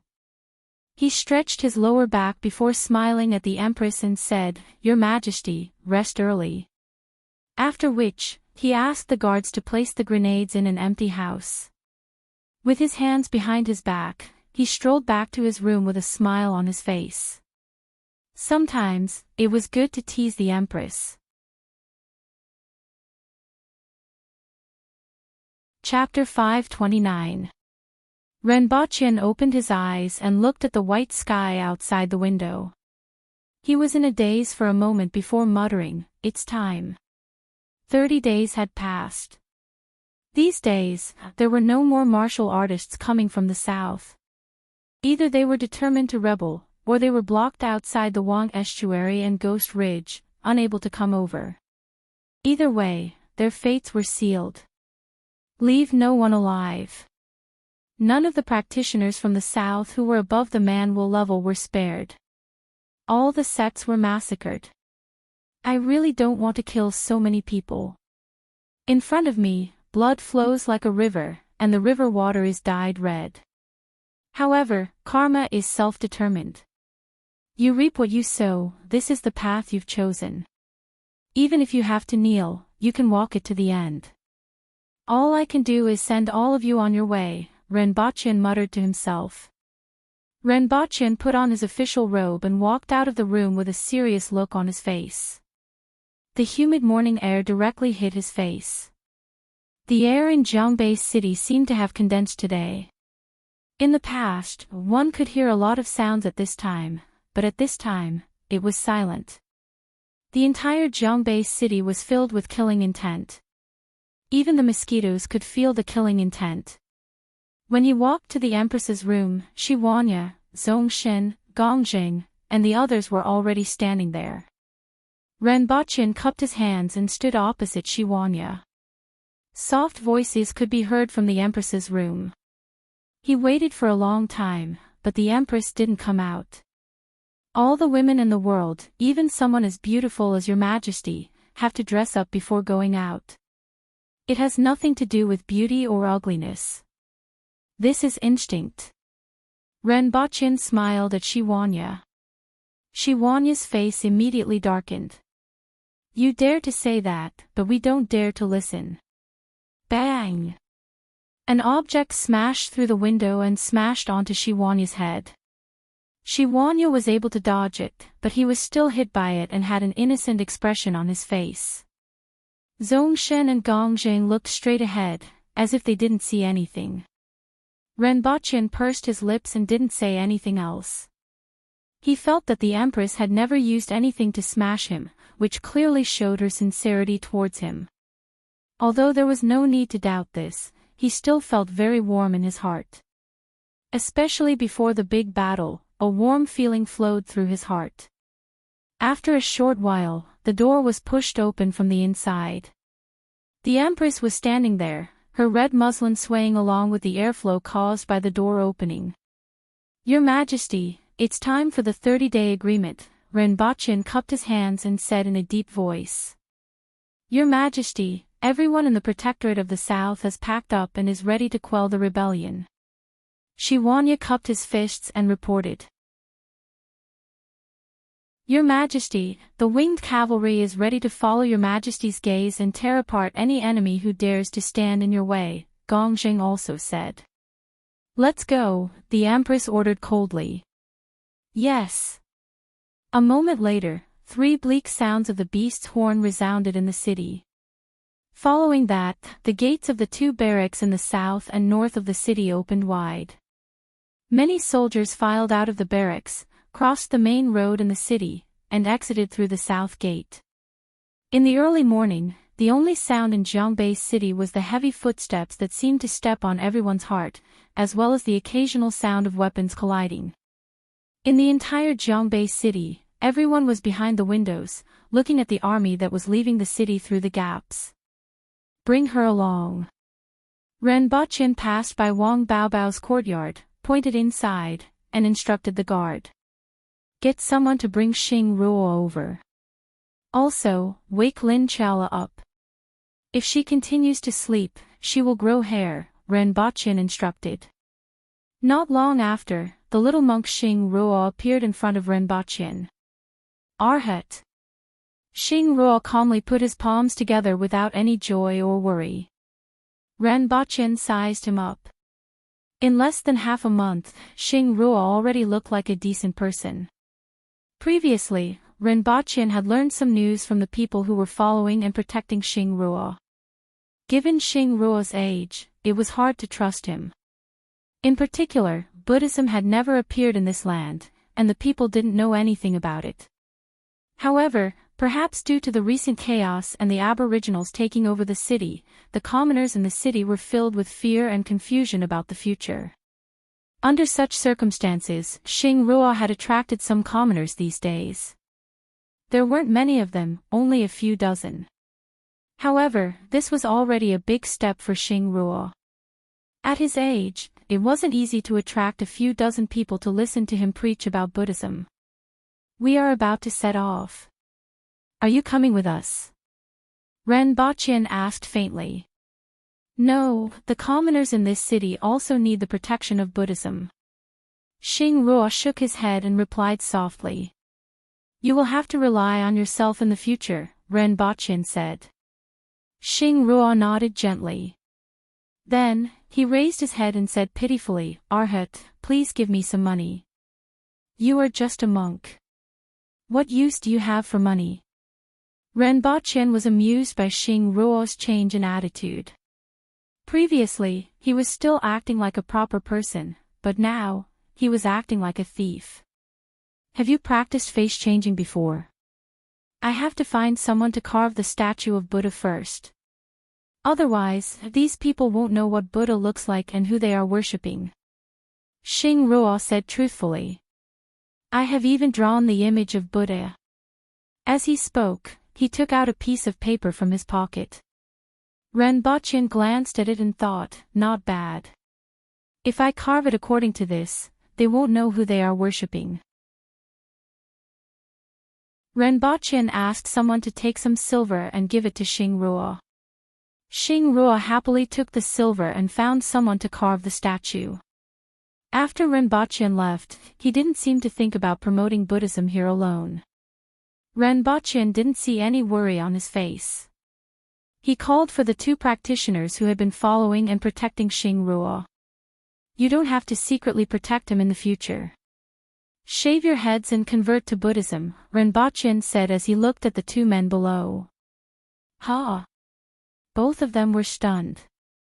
In the future, if someone comes looking for trouble with Xing Ruo, the two of you will handle it. If Xing Ruo comes looking for trouble with others, the two of you will handle it. As for your sect, I'll send someone to inform you. After a few years, when things have settled down here, you can go back. At that time, you can enter the rearguard commandery. Let someone report to me, and I will arrange a position for you, Ren Baqin said directly, not giving the two a chance to refuse. After he finished speaking, he personally picked up a knife from the side and shaved their heads clean. Two monks with bloody heads were fresh out of the oven. They grimaced in pain but didn't dare to resist. Go, Ren Baqin said. The two bowed their heads and retreated. Fortunately, Ren Baqin promised to personally arrange jobs for them in the rearguard commandery after their mission, which gave them some hope. After arranging everything, Ren Baqin walked out of the door and saw Lin Chaola leaning against the wall, yawning. There was a moldy smell on her body. The guards in the residence had also packed up their things. Where's Her Majesty? Ren Baqin asked. She has already left. Set off. Ren Baqin ordered. When he left the residence, there were still some people standing by the roadside waiting for him. The people from the rearguard commandery who were still in the city consciously followed him and set off. There were more than 200 people gathered together. Not far away, Zui Qing and Qingyun's sword stood on the roof with the people from the hidden village and nodded at Renbaqian. Then, dozens of figures leaped from rooftop to rooftop and left. These people didn't belong to the rearguard commandery, but they wouldn't stay far away from Renbaqian. In fact, they would even listen to Renbaqian's instructions at certain times. They were considered a group of people with relatively special identities. After Renbaqian set off, the rest of the practitioners finally heaved a sigh of relief. These days, they almost didn't dare to breathe here. Now, these people had finally left and seemed to have forgotten about them. They hoped that Renbaqian would forget about them forever. Chapter 530. The Aboriginal army took a day to stop and set up camp 5 kilometers north of the Wang estuary. The place where everyone stopped was a hill, and in front of them was a dense forest. On both sides of the road were trees that were several feet tall, and a person could wrap their arms around them. There was only a 4-meter-wide dirt road that passed through the forest, and at the end of the road were 2 tall mountains in the distance. Renbaqian met Zui Qing and the others as soon as he arrived. How was it? Was the trip successful? What about the others? Renbaqian asked. Thanks to these items, we were able to find out information about the other party from a distance. We mainly investigated at night, and with the night vision devices, we were able to easily discover the other party's hidden sentries. Although we were detected twice during this period, we retreated ahead of time and didn't even encounter them. Zui Qing smiled. These binoculars and night vision devices were really useful. In particular, the infrared night vision devices were extremely useful in the jungle at night. Furthermore, they could easily find out the approximate number of people within a certain distance, which reduced the danger of this investigation. In addition, the Empress had killed the 2 spirit will experts, so they didn't encounter any danger. As for the others, they are still monitoring the other party's movements. We will come back first to report the news to you. It's good that everything went smoothly. Renbaqian nodded. What's the situation ahead? Zui Qing took out a hand-drawn map. On it was an abstract forest and 2 tall mountains, and various roads were indicated. On the mountain, there were many points marked on it. Zui Qing explained to Renbaqian while holding the map. Sir, there aren't any ambushes in the forest. The other party is all on the mountain ahead.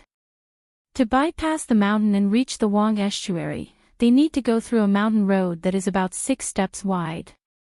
On both sides of the road are steep slopes. This road has a total of 2,600 steps. After this road, they will pass through the gap between 2 mountains. On the right side is a steep slope, but on the left side is a cliff that is 300 meters high. If they fall, they will be smashed to pieces. Along the way, they have piled up a lot of boulders and broken wood on both sides of the steep slopes. When the army passes through, they will push these boulders and broken wood down. In addition, there are 8,000 soldiers on the mountain, many of whom are archers. In addition, there are more than 70 earth will experts and nearly 1,000 man will experts from various sects and the army. As for the spirit will experts, I haven't seen them. If we attack by force, I'm afraid there will be many casualties. Renbaqian muttered to himself for a while. It was more or less what he had expected. As long as one wasn't an idiot, they would be able to come up with this method of rolling wood and stones. It was mainly because the 2 mountains in front of them had gentle slopes towards the south, while the mountains in front of them were all steep slopes. It would be easy for the other party to ascend the mountain from the other side, but it would be troublesome for everyone to ascend the mountain from this direction. Only the winged cavalry could do it. By the time the winged cavalry expended a lot of effort to climb up, what awaited them were numerous earth wheel and man wheel experts, as well as thousands of soldiers. He was afraid that the winged cavalry would only exist in name after this battle. Renbochin pondered for a while before bringing this map to look for the Empress. Moments later, Shi Wanya, Zhongxin, the generals of the Protectorate of the South, and Gongzheng all received the news and rushed to the vicinity of the Empress's imperial carriage. Renbochin drew a map on the ground that the people from the rearguard commandery had investigated, marked the locations, and explained everything that they knew so far. The Empress then asked, "What do you think?" The Empress rarely expressed her opinions on these matters. It had always been one of her strengths to hand over professional matters to others. "I will first take the experts from the army up the mountain and occupy an open space. The winged cavalry can ascend from there. With me leading the way, the other party definitely won't be able to stop us. When the winged cavalry and the soldiers ascend the mountain, we will be able to drive them away in one fell swoop," Shi Wanya said. Renbochin nodded slightly. If they encountered such a situation on Earth, it would indeed be more difficult. However, they were in Dayo at this time, and the most prominent feature here was their superior individual strength. Although the Aboriginals didn't have the advantage in terms of military strength, they had the absolute advantage in terms of experts.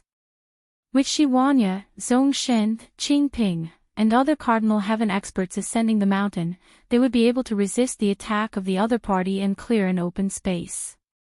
After that, the winged cavalry and the soldiers from the Protectorate of the South would ascend the mountain. Although Renbochin felt that the other party wouldn't have thought of this method was the simplest and most practical. It was to break through everything with brute force. No matter what the other party's plans were, they would crush them with absolute brute force. "That's settled then." The Empress nodded. That night, just as Renbochin went to rest, someone came to report that there was movement on the mountain. A moment later, someone came to report that many of the other party's practitioners had already descended the mountain and were rushing toward the place where the army had set up camp. "Only the practitioners?" Renbochin asked. After receiving an affirmative answer, he asked a guard to inform Shi Wanya. If he guessed correctly, since there were only practitioners, it definitely wasn't a real night attack. After thinking for a while, Renbochin said to the guard, "If they really attack, remember to bring me to Her Majesty. As long as you don't see them, don't worry about me." After he finished speaking, he found 2 rags to plug his ears and went to sleep. After Renbochin fell asleep, a series of battle cries could be heard coming from the forest just after midnight. Countless figures rushed out of the forest and threw all kinds of hidden weapons at the barracks. There were darts, flying knives, gold beads, and silver beads. These people had just come out of the forest, but before they could reach the camp, hundreds of burly men jumped out from behind the fence and gave them a good beating. "Retreat!" Seeing this situation, the other party immediately shouted. Hundreds of corpses were left outside the camp while the others retreated into the forest. "There's no need to chase." Gongzheng stopped the winged cavalry from continuing the chase. After a while, peace was restored in the camp. In the forest, dozens of people gathered together and said, "They are prepared. It seems like they have hidden sentries in the forest. What should we do now? Let's go back. Since they are prepared, continuing will only harm their lives," someone said. "No, let's go again. They know that this time, there should be hidden sentries who tipped them off. If we go back again, we will definitely be able to surprise them." "That's right. Even if we can't hurt them, we can make them unable to rest and attack tomorrow. The longer they stop, the greater the pressure on their rations." Someone agreed from the side. Then, everyone's gaze fell on the person in the seat of honor. "Let's rest for 2 hours before disturbing the enemy." Renbochin was sleeping soundly when he was shaken awake. In his dream, he was whispering sweet nothings to the Empress, which made him feel uneasy. However, he was woken up at this time and was immediately furious. Have they attacked? They didn't attack. However, there is news that they are resting in the forest, the guard hurriedly said. Inform General Shi that there will be another night attack in a while. Renbaqian mumbled and went back to his dream to whisper sweet nothings to the Empress. During these 2 hours, the forest was quiet, and even the birds and beasts didn't make any noise. Time's up. Set off. Remember, disturb the enemy, don't fight them, someone in the forest ordered. Then, a group of people rushed out of the forest again, and a wave of battle cries could be heard in the camp. Hundreds of sleep-deprived burly men jumped out of the fence and gave them another beating. Another 200 corpses were left behind, and everyone retreated into the forest with resentment. They are obviously prepared. There is no chance for us to attack tonight. Let's go back. As the ancient said, you can do it once, twice, but not thrice. Anything can be done once or twice, but definitely not a third time. I believe the other party thinks so too. They must have hidden sentries in the forest. If we continue to stay here, their every move will be detected. We can let some people go back first and deliberately make the noise a little louder to create the illusion that we have all left. The forest is so dark that we can't even see our fingers. I don't believe that they will know that there are still people here. After a while, 300 to 400 people left the forest with a loud noise. Inform Sir that there are still about half of them in the forest. I'm afraid that they still haven't given up their evil intentions, a person on a tree branch in the distance said as he looked at the red dot in the distance with a night vision goggles. 2 hours later, hundreds of people rushed out of the forest. Darts, flying knives, golden marbles, silver marbles, and a lot of hidden weapons were thrown at the military camp in front as if they were free. Battle cries soared to the sky. In the darkness, no one could figure out how many people were attacking.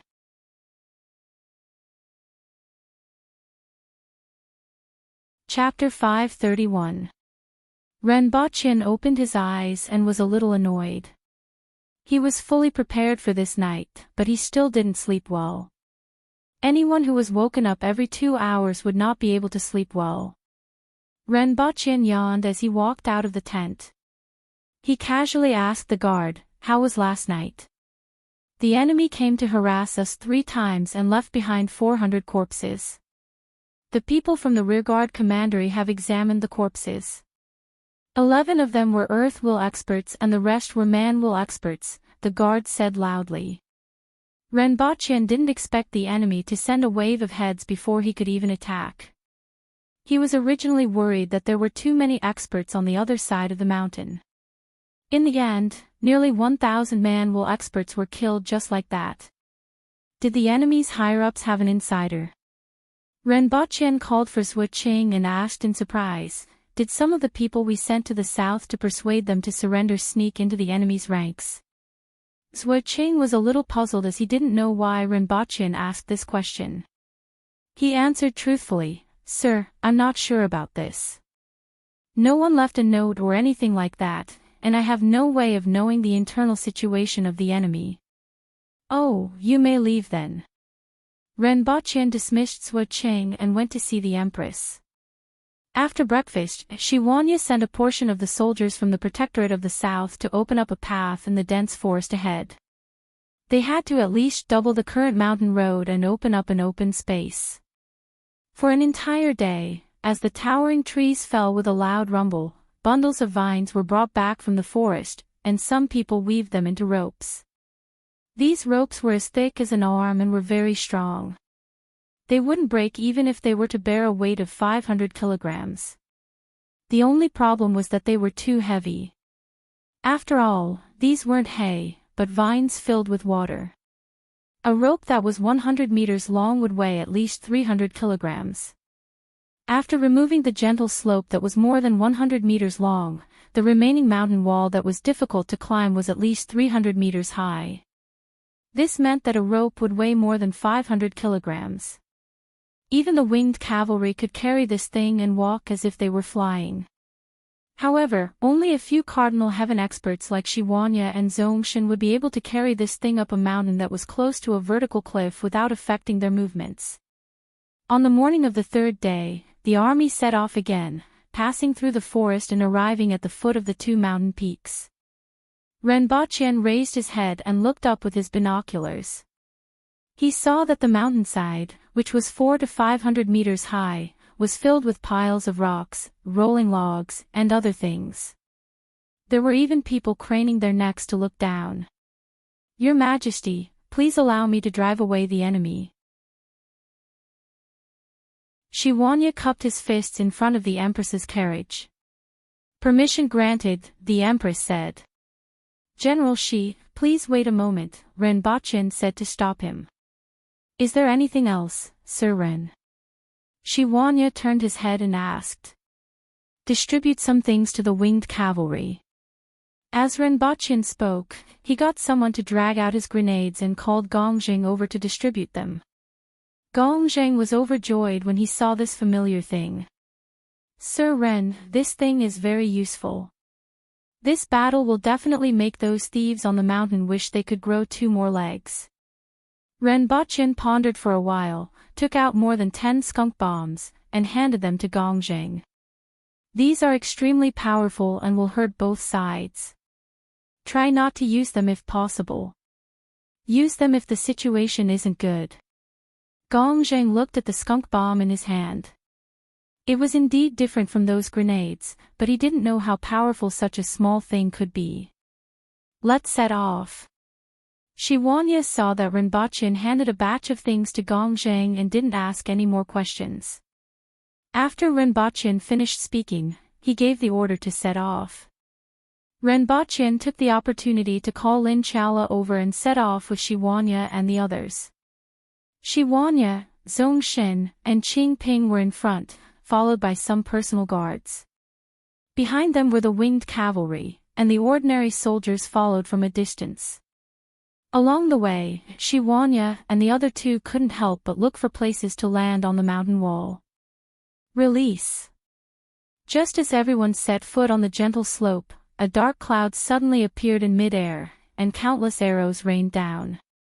"Give me the rope. You guys stand down," Shiwanya shouted. He lifted the huge rope that was coiled into a disc as if he was lifting a house. "Lin Chaola. It's your turn." Renbachien reached out and poked Lin Chaola's waist. Lin Chaola immediately jumped a few times and landed in front of the steep slope. She then began to move her body and climbed up half the height in a few flashes. Fall. Suddenly, a few boulders and rolling logs that were bigger than humans came crashing down toward Lin Chaola. The boulders that were bigger than humans came crashing down from a height of a few hundred meters. With their own weight and gravity, they smashed toward the 3 of them with great power. The deafening sound could be heard from afar, as if a landslide was occurring. However, Lin Chaola's movements were more dexterous than a monkey's. It didn't take much effort for her to move around on the mountain wall and easily pass through the gaps between the boulders and the rolling logs. The falling boulders caused a little trouble for Shiwanya and the others. The 3 of them dodged the boulders, placed the rope on the ground, held one end in each hand, and leaped high into the air. They landed on the foothold they had previously found and then changed direction to jump in another direction. If Lin Chaola's movements were more like the agility of a feline, then the 3 of them were completely like gorillas. Every time they landed, they would crush a piece of rock and then bounce high up into the air with great strength. As soon as Lin Chaola leaped onto the platform on the mountainside, she caused a rain of blood among the ordinary soldiers. Almost every second, someone's throat was torn, and fresh blood spurted out from the neck with a slight sound of air leaking. At this moment, a loud whistle was heard. Soon after, the sound of heavy objects rubbing against each other could be heard from behind the platform. Lin Chaola clawed at the head of a soldier, then turned around in the air and landed on the back of another soldier. She only stayed on him for a moment before she leaped high into the air and pounced toward another soldier. However, she had goosebumps all over her body when she was in midair. This was because she saw a huge creature crawling toward her in front of her. It was a huge python. It was as thick as 2 water tanks and was about 2 meters long. Its entire body was black and yellow, and as it slithered on the ground, it knocked into the soldiers along the way. Many of them immediately heard the sound of bones breaking. Ugh! Lin Chowla's pupils turned vertical as she lowered her body to the ground. She completely ignored the soldiers who were fleeing in the distance and focused all her attention on the huge python on the ground in front of her. As soon as she saw that thing, she felt as if she had encountered something that she hated. The huge python also stopped in front of Lin Chowla and raised its head. Its pair of yellow eyes exuded coldness and cruelty. Taking advantage of this opportunity, Shi Wanya and the other 2 arrived at the mountainside and saw the huge python first. The 3 of them ignored it and split up to find a place to wrap the rope. However, at this moment, a reddish-brown figure pounced toward Shi Wanya like lightning. It waved its arms in the air and smashed toward Shi Wanya. Boom! Shi Wanya and the other party's fists collided, and both of them took a few steps back almost at the same time. Shi Wanya fixed his eyes and saw a monkey with reddish-brown long fur, which was about the size of a human, baring its teeth at him.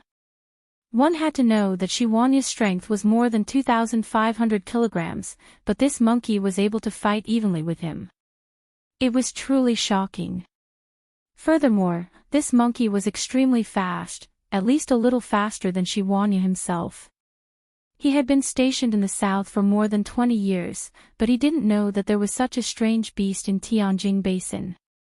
At this moment, Zongshen and Qing Ping were also surrounded by 6 people. They were the spirit will experts who had appeared at Mount Wu.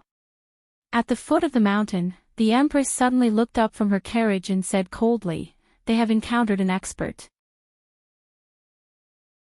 Before she finished speaking, she appeared 100 meters away in a flash. Ren Baqin only saw a red shadow flash a few times in the distance before disappearing. Soon after, a loud roar was heard from the mountaintop, accompanied by the roar of a huge beast and the hissing of a huge snake. Ren Baqin sighed. No matter how much he prepared, it wouldn't be as good as the Empress doing it herself. In such a world, he sometimes felt quite helpless. After a full 2 hours, the Empress returned from the mountain. "Your Majesty is invincible, and the unification of the world is just around the corner," Ren Baqin exclaimed. He then saw that the Empress's expression wasn't right and asked, "Your Majesty, what did you encounter on the mountain?" "A few strange beasts escaped." The Empress looked a little unhappy. She was still brooding over the fact that the enemy had escaped from her hands. Strange beasts? Ren Baqin was surprised. To be called strange beasts and be able to escape from the Empress, could they be like the Kirin in the palace? A monkey, a snake, and a crow general. As the Empress spoke, Lin Chowla appeared near them, threw 2 pieces of food to Ren Baqin, and said hatefully, "I want to roast them and eat them."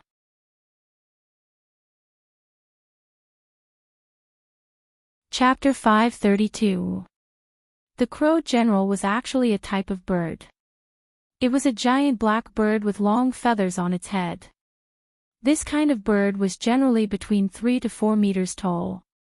It was as fast as lightning and extremely strong.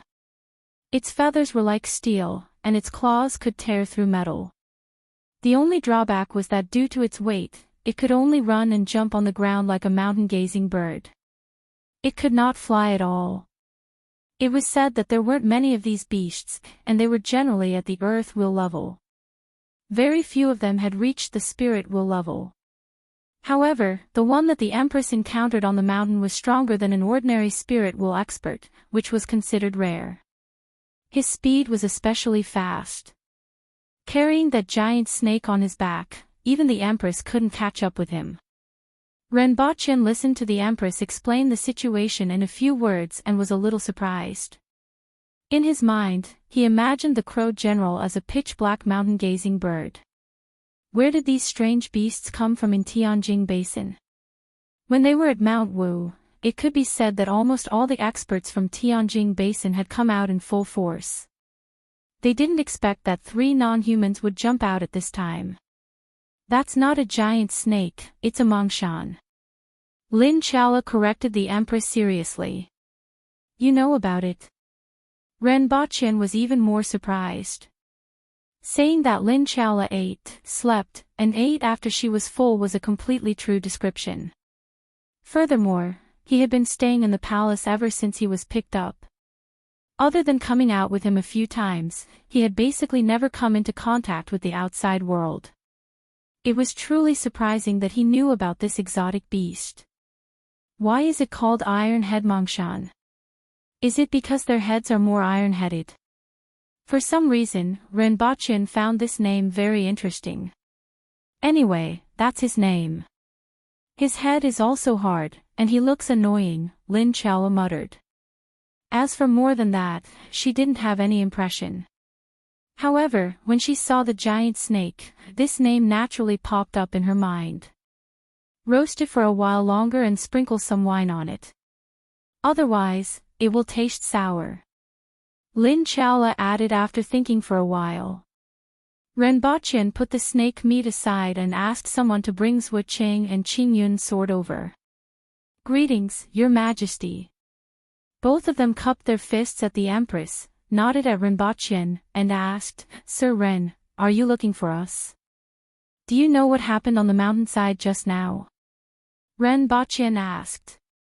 Experts are fighting. The two of them turned to look at the Empress as they spoke.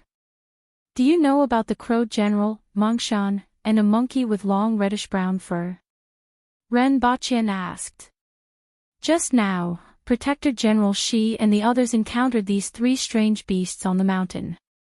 They are much stronger than ordinary spirit wool experts. Even in Tianjin Basin, they shouldn't be unknown, right? There's such a thing. Both of them were shocked. Tianjin Basin actually had such a strange beast. Sir Ren, please explain in detail. Ren Baqin described the 3 strange beasts that he had heard from the Empress, and both of them looked pensive. What have you two thought of? Ren Baqin immediately asked when he saw their expressions. The Empress also shifted her attention to them and wanted to hear what they had to say. That giant snake, it's not a giant snake, it's a Mongshan. Lin Chaola snorted and corrected him. Oh, that Mount Mongshan should be the strange beast worshipped by the 6 doors. As for the other 2, I've never heard of them. I'm afraid that they're related to the 6 doors, Qing Yun's sword said in a low voice. What's the origin of the 6 doors? This was the first time Ren Baqin had heard of this sect. Whether it's the experts or the martial arts of this sect, they aren't outstanding. They have always been in a remote place in the south and rarely interact with outsiders. It's just that there's a rumor that the founder of the sect once obtained a strange snake and has been worshipping it since the death of the founder. Although the experts and martial arts of the 6 doors aren't outstanding, they are extremely good at communicating with wild beasts. It's called the 6 doors, but in fact, it should be the 6 beasts. The elephant soldiers, monkey soldiers, and insect soldiers are the ones that people pay attention to in the past. Although they aren't strong, they are extremely difficult to deal with. In particular, most of the insect soldiers are highly poisonous insects, and anyone who gets hit will die immediately. Back then, the southern metropolis wanted to recruit the 6 doors but was rejected. Your Majesty, did you see anyone wearing a brightly colored feather crown on the mountainside? Zhu Qing asked. The Empress remained silent as if she hadn't heard anything. Ren Baqin knew from her expression that she definitely didn't care about the people on the mountaintop. Otherwise, with the Empress's photographic memory, well, he couldn't make it up anymore. Did you see them? Ren Baqin asked Lin Chaola. I only saw that iron-headed mountain, Lin Chaola mumbled, then yawned and said, I'm going to sleep for a while. Wake me up when the meat is ready. As she spoke, she found a tent and went to sleep. Although Lin Chaola and the Empress didn't see the person with the brightly colored feather crown that Zhu Qing mentioned, Renbao still felt that these strange beasts were related to the 6 doors. The monkey soldiers, the reddish-brown long-haired monkey, and the iron-headed mountain, there shouldn't be a second possibility. Where is this sect? How many people are there? What else do you know? The sect is in the southwest, near the cliff. I don't know much about it except that this sect is extremely low-key and never interacts with outsiders. However, I heard rumors that they use living people as sacrifices. I once thought of going there to get rid of evil for the people, but later gave up due to various reasons. Living people as sacrifices are used to feed wild beasts, especially that giant snake. I wonder how many lives it has devoured over the years, Qin Yun's sword said. Renbao felt that it was fortunate that he didn't go. If he had gone, he would have been fed to the snake. After all, he could tell from the conversation between the Empress and Lin Chaola that these strange beasts weren't weak. Even Qin Yun's sword wouldn't be a match for any of them. It's not a giant snake, it's an iron-headed mountain. Lin Chaola shouted from the tent with hazy eyes. Got it. Renbao waved his hand. Thank you for the information. Renbao cupped his hands at them. It's all right. Goodbye. The two cupped their hands and left. After they left, the Empress said, these people can still be of some use to you. Even though she said it in an indifferent tone, Renbao could hear a trace of approval in her tone.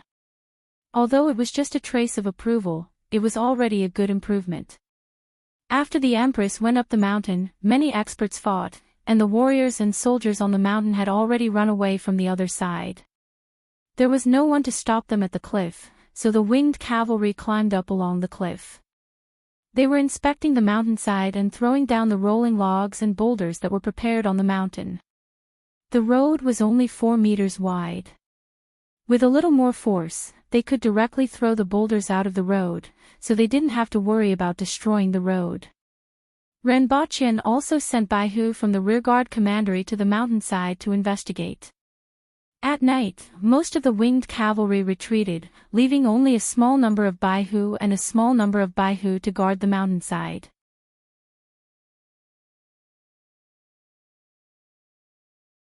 Chapter 533. In the residence of the warlord of Shuiyang City, dozens of people were sitting in a hole. At the head of the table were 3 people. One of them was a handsome young man in his 20s with a resolute face. He was the new chief of the North Alliance, Tai Zai. Beside him was Xia Kuan, the capital of the southern metropolis. Next to Xia Kuan was the flower queen of the green bellflower, Rao Yu.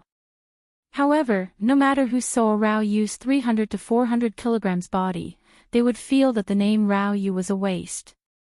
In particular, many experts of the older generation couldn't help but recall the flower queen of the previous generation every time they saw her. She was really talented. Below the 3 of them, on the left was a young man who wore a bright-colored cape woven from bird feathers, revealing his bronze-colored chest, and a bright-colored feather crown on his head. Below him were a few others who were similarly dressed. Opposite him were 6 spirit will experts. 3 of them were pale and had suffered serious injuries in the short fight just now. This Qi Zixiao is really powerful, and Shi Wanya isn't easy to deal with either. The talents of those barbarians are really terrifying. A spirit will expert with a pale face said. Recalling the short fight just now, he had to admit that the other party was indeed very strong. We still have to thank Mr. Bu and the others for their help. Otherwise, it would have been difficult for us to resist them alone. Another person cupped his hands and said to the few people wearing bird feather shawls and feather crowns opposite him. Not only him, but the others also cupped their hands and expressed their gratitude. Although these people, who were called Mr. Bu, weren't very strong and couldn't even be ranked among the Earth Will experts, what caught people's attention wasn't these people themselves, but the strange beasts that were slightly stronger than the Spirit Will experts. With the help of these strange beasts, although they still weren't a match for those barbarians, they at least had the ability to protect themselves. If Qi Zixiao hadn't taken action, the others wouldn't have been a match for them. Before Xia Kun invited these people, no one expected the 6 doors to be so powerful. Everyone had always regarded them as a small sect that was proficient in communicating with and domesticating beasts and insects. Although this was true in some ways, the strength of the strange beasts in the 6 doors was too unexpected. What was even more puzzling was that the 6 doors clearly had such powerful strength, so why did they hide in a corner and not reveal themselves at all? Qi Zixiao is indeed very powerful. Tai Xingjun has suffered serious injuries. It will take some time for him to recover, said the man wearing a bird feather cape, who was sitting next to the leaders of the 3 factions. Xia Kun understood and said, I will provide some sinners to Mr. Bu to heal Tai Xingjun's injuries as soon as possible. Mr. Bu can rest assured. A smile appeared on Mr. Bu's bronzed face. Tai Xingjun's self-healing ability was actually pretty good, but he would recover faster if he ate more people. The others acted as if they did not hear Xia Kun's words. Those barbarians thought that they had won this battle, but they probably didn't expect to fall right into our trap. We wanted them to think that the rolling logs and rocks were part of our plan, so that they would lower their guard. If we succeed this time, Mr. Ning will have done a great service. Another person laughed. If it wasn't for Mr. Bu, I wouldn't have been able to do this even if I thought of it. A young man with a bashful smile was sitting next to a few spirit wool experts. He looked to be about 25 or 26 years old and wasn't very strong. However, he was sitting below a few spirit wool experts and above the generals of the major factions. From this, one could see Mr. Ning's status. Speaking of which, I still have to apologize to Mr. Ning. Tai Zai smiled. It's all right. This matter was really unexpected. I didn't expect that gigolo to impersonate someone from the Yun nation and sneak into your midst. Fortunately, it didn't cause too much trouble. Mr. Ning laughed. Speaking of this matter, everyone's expression immediately became strange. Not only did it cause trouble, but it was also huge trouble. Thinking of the suffocating smell from those days, everyone couldn't bear to look back. At this time, the side of the mountain near the mountain path has almost been hollowed out. As long as they pass through there and let the death warriors break the support left behind, half of the mountain will collapse. Even the winged cavalry will find it difficult to escape such an earth-shattering change. Even if Qi Zixiao is fine in the end, do you think she can take down the 3 River Valley by herself?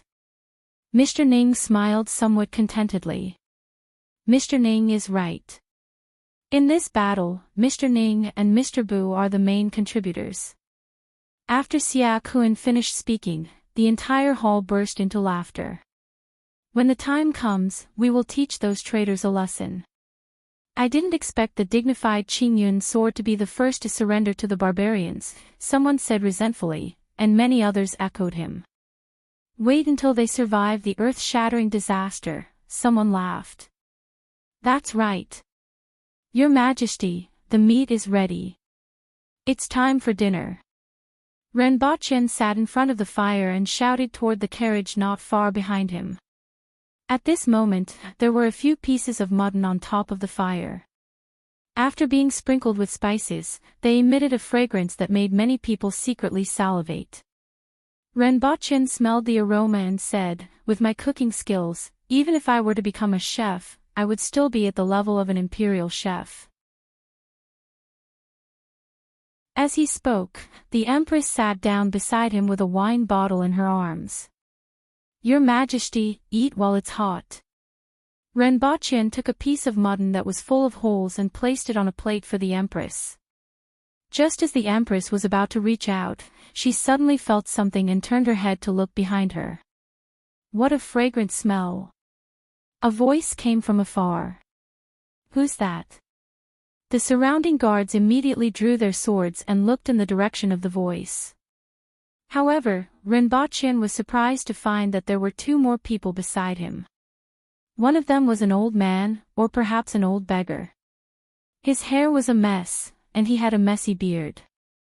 There were a few pieces of rags hanging on his body, and only his pants were slightly intact. However, the pants below his knees were missing, and there were a few holes on them. Beside him was a woman dressed in a flowery embroidered robe. She had a bewitching face and a flower in her hair. This lady looked somewhat familiar.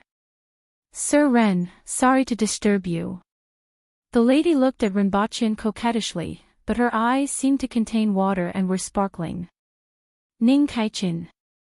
Rinpoche was surprised. "That's me. However, I have already changed my name to Ning Kaichin," Ning Kaichin said coquettishly. "Who is this?" Rinpoche looked at the old beggar, who had already taken a piece of lamb from the fire and was wolfing it down, completely ignoring the Empress's cold gaze. "Could this person's surname be Hong Chi? Who are you?" Many guards surrounded the fire with swords in their hands. "All of you can leave." The Empress stared at the old beggar and waved her hand to drive the guards away. "I'll treat you to a drink."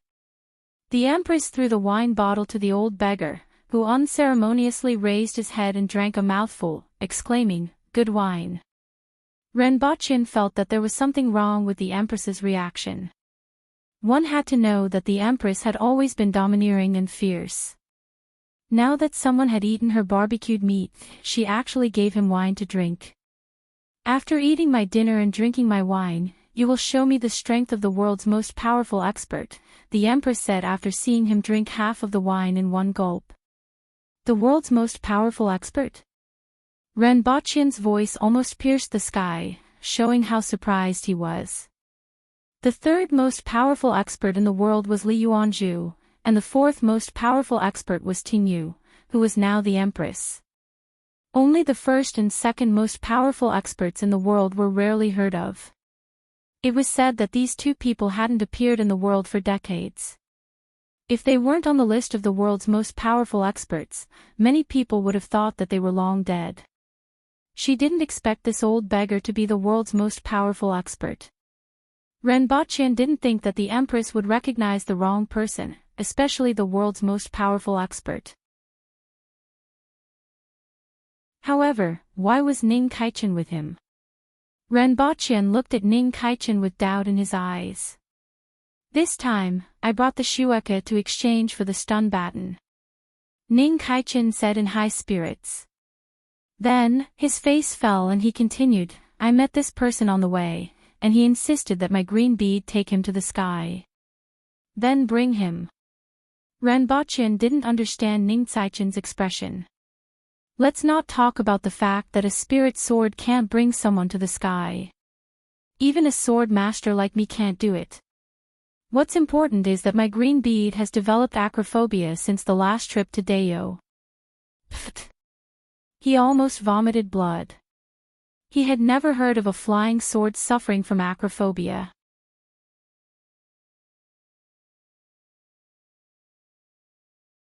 Chapter 534. The Empress, Rinpoche, and Ning Kaichin stopped after exchanging a few words. They sat by the bonfire and looked at the number one expert in the world stuffing mutton into his stomach as if he hadn't eaten for a few months. After a few minutes, he finished a large piece of mutton and then reached for the second piece.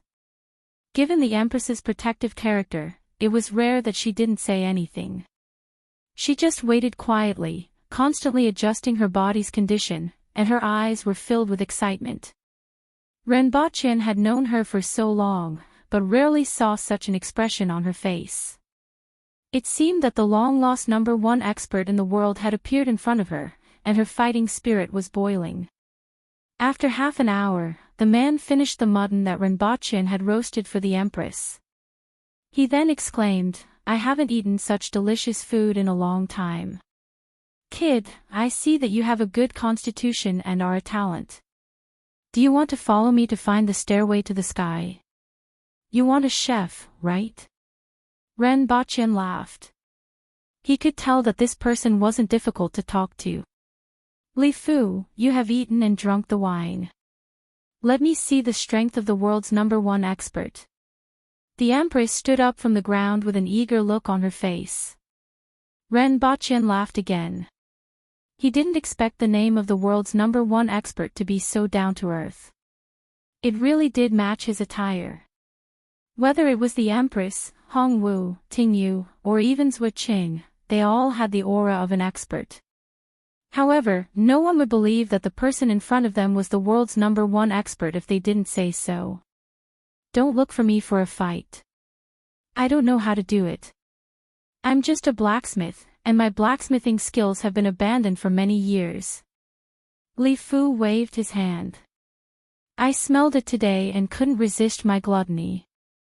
Don't be so stingy, little girl. The Empress's face turned green as she swatted at Li Fu with her palm. The surrounding air was rolled up by this palm, and the area within a radius of 100 meters seemed to have become a whirlpool with the Empress as the center. Goodbye, little girl. Li Fu floated away from the Empress's palm in a flash and fell into the darkness. At this time, Ren Baqian realized that Li Fu actually had a black iron rod in his hand. However, it was much shorter than the iron rod, about 70 to 80 centimeters long, and there was a turtle head at the front. Seeing that Li Fu had run away, the Empress was furious. It was rare for her to meet the world's top expert, and she wanted to test the strength of the world's #1.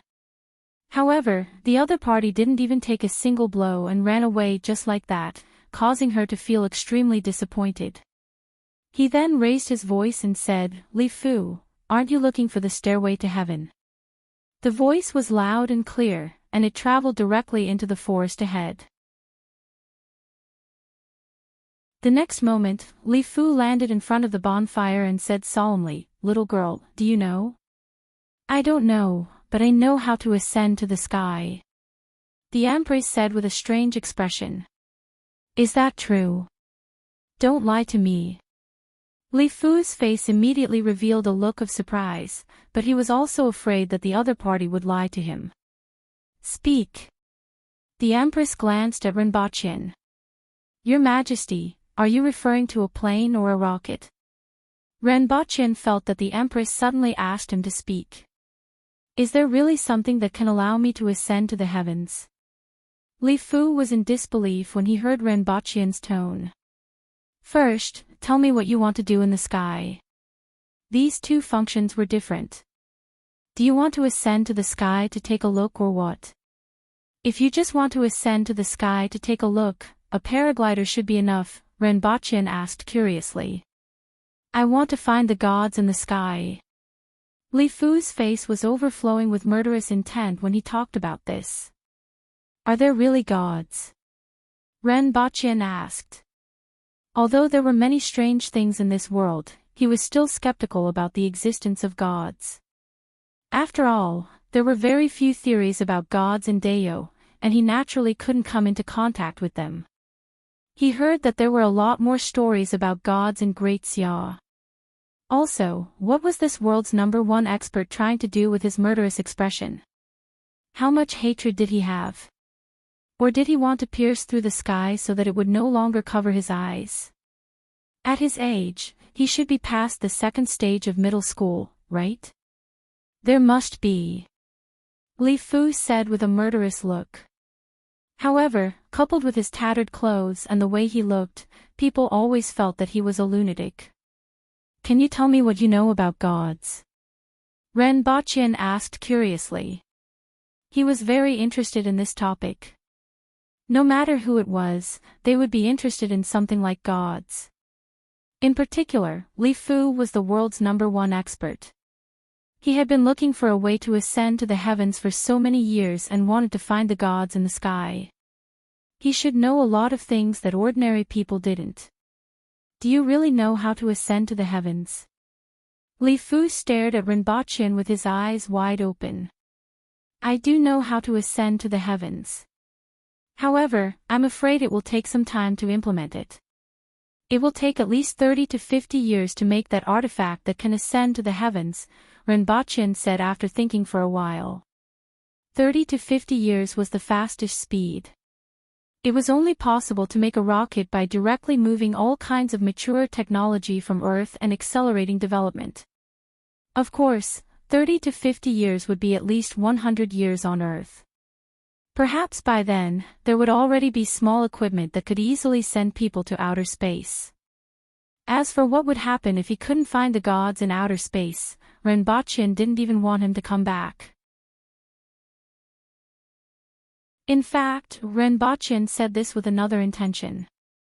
He was the world's #1 expert. If he could keep this world's #1 expert in Dao as a fighter. Although it wasn't very possible, there might really be a chance since Li Fu was so eager to ascend to the heavens. Even if he only made a move once in a while, it would be enough. What should I do? Li Fu landed beside Rinpoche in a flash and grabbed his shoulder. Rinpoche felt a powerful palm grab him, and he immediately couldn't exert any strength. Let go of him. The Empress's face was full of anger. The red muslin on her body fluttered even though there was no wind, and her fine black hair also fluttered upward. No matter who the world's #1 expert was, no one could touch my people. Let go. The Empress threw a punch at him without hesitation. Afraid that she would hurt Rinpoche, she deliberately concentrated all the force of this punch on one point. You can't hit him. I'm fine with this punch, but this guy is dead meat. Li Fu quickly shouted, grabbed Rinpoche, and immediately fell into the darkness. Li Fu. The Empress was furious and immediately chased after him.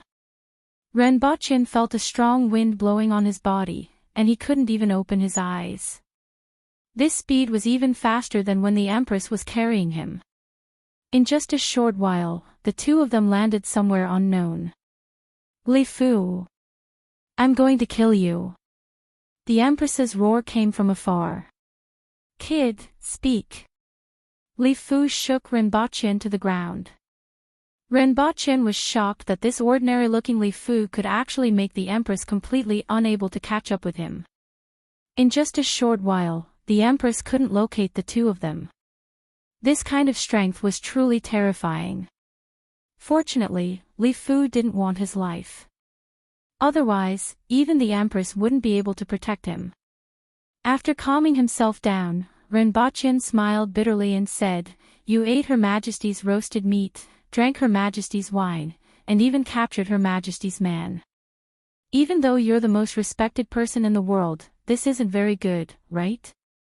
Li Fu was slightly embarrassed and said, That girl is difficult to deal with, and I don't want to argue with her. Tell me, and I'll send you back and give you something good. Rinpoche felt relieved after seeing Li Fu's expression. This world's #1 expert was exactly as he had felt before, and he wasn't a scheming and merciless person. It's useless for me to tell you. At present, even the entire nation can't manufacture this thing, Rinpoche said. With my means, I'm afraid there aren't many things in the world that can baffle me. Tell me, Li Fu said in a deep voice as he straightened his body. Although these words were a little boastful, given Li Fu's status, he didn't feel that he was boasting. However, when it came to manufacturing a rocket, even if there were 100 of him, it wouldn't be of much use. A rocket can easily send you beyond the 9th heaven, Rinpoche said faintly. What is that? Li Fu asked eagerly. Tell me what you know about the gods first. Rinpoche changed the subject. Li Fu hesitated for a moment before sighing and saying, 200 years ago, I had a fiancé. Come to think of it, my fiancé is quite beautiful and virtuous. Upon hearing this, Rinpoche immediately imagined a romance novel with 3 million words full of love and hatred. This old man's fiancé was stolen. By the gods. That couldn't be, right? However, just 6 months before we got married, my fiancé suddenly became pregnant. Rinpoche asked, Huh? However, my fiancé was still a virgin. People say that the gods met in a dream and that she was the son of a deity. However, I couldn't accept it, so I spent 6 months forging this dragon turtle rod. I swore to find the god who humiliated my fiancé and let him have a taste of the humiliation I suffered. Li Fu was overflowing with murderous intent, and his beard stood up like steel needles.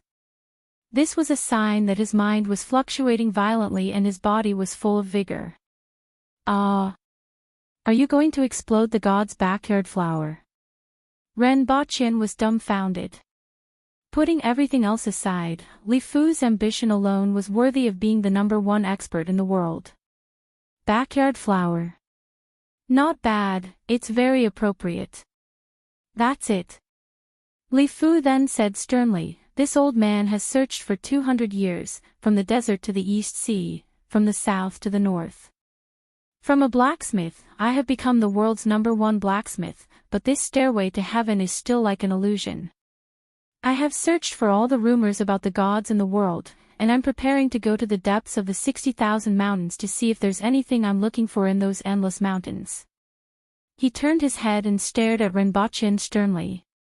Kid, if you can do this, I'll give you great benefits. If you lie to me, no one in the world will be able to protect you. Ren Baqin opened his mouth and was a little dumbfounded. The hatred of this #1 expert in the world was so deep that he really didn't know what to say. After thinking about it, Ren Baqin decided not to tell Li Fu about his speculation about whether his fiancée might have been swimming or falling into the water when someone happened to shoot her. Ren Baqin was afraid that this blow would be too big. The other party had searched for 200 years.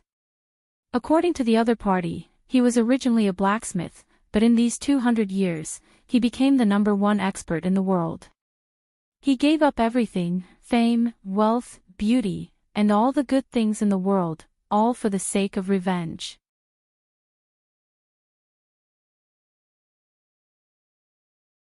Chapter 535. Ren Baqin pondered. What he wanted to know the most was how Li Fu became the #1 blacksmith in the world and how he was on his way to finding a deity. What would those martial artists in the world, who wished to spend every minute on martial arts and wanted to advance further, think of this? What would a hard-working martial artist like Ren Baqin think? Also, Ren Baqin had a fiancée 200 years ago, so he should be at least 220 years old now, right? The lifespan of a spirit world expert was generally 180 to 200 years. Even if Ren Baqin lived longer than others, he should be reaching the end of his lifespan at 220 years old, right? Ren Baqin heard that there was a realm above the spirit world level, but he didn't know if Li Fu had reached that level. Could Ren Baqin wait for a rocket that would take at least a few decades to be manufactured? If not, Ren Baqin could only make a hot air balloon to fool Li Fu, and his hopes of becoming the #1 fighter in the world would be dashed. At this thought, Ren Baqin whispered, Senior, to be honest, it will take at least 30 to 50 years to manufacture a rocket. I don't know if you can wait that long. Are you afraid that I don't have enough lifespan? Li Fu laughed. I can wait 30 to 50 years. Although I can wait, I don't want to wait that long. For the past 200 years, I have been thinking about how to kill my way to the sky and find that deity. Tell me about your idea. Use a rocket. Ren Baqin found a stone and drew a rough pattern on the ground. Use the thrust generated by the combustion of the fuel in the bunker to send the rocket into the sky. This old man has also thought about it. Continuously beating the air to raise oneself high up in the sky is quite similar to your method. However, even I can only rise 100 meters by beating the air. On the other hand, your idea sounds more feasible, Li Fu said happily. However, like I said, to manufacture a rocket isn't something that can be manufactured in a short period of time.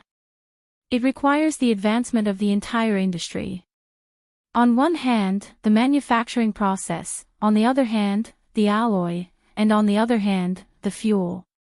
Ren Baqin explained some of the issues regarding the rocket to Li Fu in detail while paying attention to Li Fu's expression.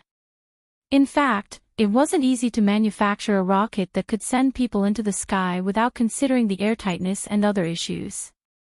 Without the alloy, How many tons of steel would a rocket that could send people into the sky weigh? How much fuel would be needed to push such a heavy rocket into the sky? Just solving this problem alone was not something that could be solved in a short period of time. Not to mention other problems. Following Renbochen's explanation, Li Fu's expression became serious. Although there were many parts that he didn't understand, there were some parts that he understood. After all, he was a blacksmith himself and was a top-notch expert. There were many things that he could comprehend by analogy. From the other party's description, it was indeed not as easy as he had thought. Therefore, if we want to build a rocket, we must promote the technological development of the entire country to a certain level before it can be produced. This will take at least 30 to 50 years, and it will require the strength of the entire nation, Renbochen said. Li Fu crossed his arms and closed his eyes, deep in thought. According to Renbochen, this thing called a rocket was indeed very feasible. However, it would take a long time to manufacture it, and he really didn't want to wait that long. Renbochen sized Li Fu up. It was difficult for him to look at the person in front of him with admiration. He looked at Li Fu as if he was looking at a village fool. Although Li Fu was indeed the most powerful person in the world, after hearing about his stories, Renbochen felt that Li Fu was no different from a village fool in some aspects. Such a person was actually the most powerful in the world. Renbochen wondered how much psychological trauma the heroes of this world had experienced in the past 200 years. Why don't you wait in Deo for some time? Perhaps your smithing skills will be of help at some point. Recently, I have been trying to make a steam engine, but there are still some difficulties that I can't solve. If you can help us with this, we might be able to speed up the progress, Renbochen said sincerely. As for the steam engine, it could only be made after the situation in Tianjin Basin was resolved. If this expert couldn't wait and captured the leader of the rebel army, it would be a huge gain. I need to think about it, Li Fu said hesitantly. What else does Senior need to think about? You want to go to heaven, and I want to make something that can go to heaven. This means that Deo's industry has reached a certain standard, and our goals are the same. Besides, I'm also very interested in what I can see in the sky. It's too long. Li Fu shook his head. It's better for me to go to the end of the 60,000 mountains to find the whereabouts of the stairway to heaven. Senior, this is Deo, and the 60,000 mountains are also part of Deo's territory. In this land, countless people will help you find it with just a word from Her Majesty. It won't be too late for you to go there when you have news. I'm afraid that little girl is going to find trouble with me. Li Fu shook his head. If it's because of you that you brought me here, Her Majesty will naturally not pursue this matter after I return. Her Majesty just wants to see how strong the world's most powerful expert is. If you have nothing else to do, why don't you show Her Majesty your skills? Her Majesty will naturally not pester you anymore. After all, you also need Her Majesty's help to find the stairway to heaven in the 60,000 mountains. It wouldn't be too much for you to show Her Majesty your skills, right? Renbochen felt that there was a way to fool the world's most rash person. His tone became more amiable, and his attitude became more attentive. Li Fu thought for a long time before saying, "I'll bring you back." After saying this, he carried Renbochen with one hand, and another gust of wind hit his face. After a while, Renbochen squinted against the wind and could already see the fire in the distance, as well as the noise brought by the wind. Li Fu. The Empress was the first to discover the two of them. She shouted and pounced toward them. "Little girl, I'm not here to fight." Li Fu carried Renbochen and spun in the air, dodging the Empress. He casually put Renbochen on the ground and retreated to a distance. The Empress turned around and sized up Renbochen. Seeing that he was fine, her expression eased a little. However, she quickly became cold again. Her two attacks were easily dodged by Renbochen, which was a little hard to accept. Your Majesty, don't be in a hurry to fight. Renbocchen saw that the Empress was about to make a move again and quickly stopped her. Your Majesty, both of you are experts in the world.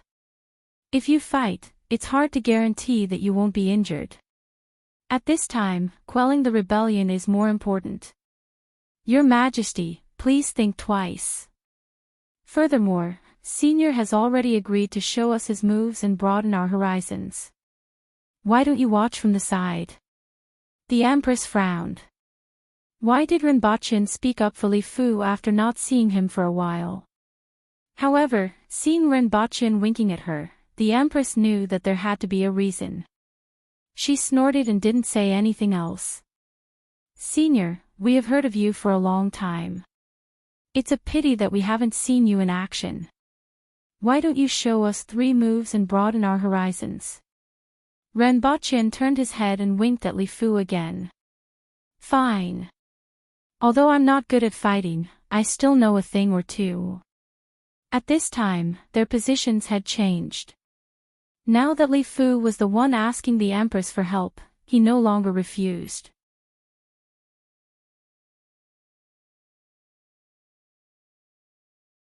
Chapter 536.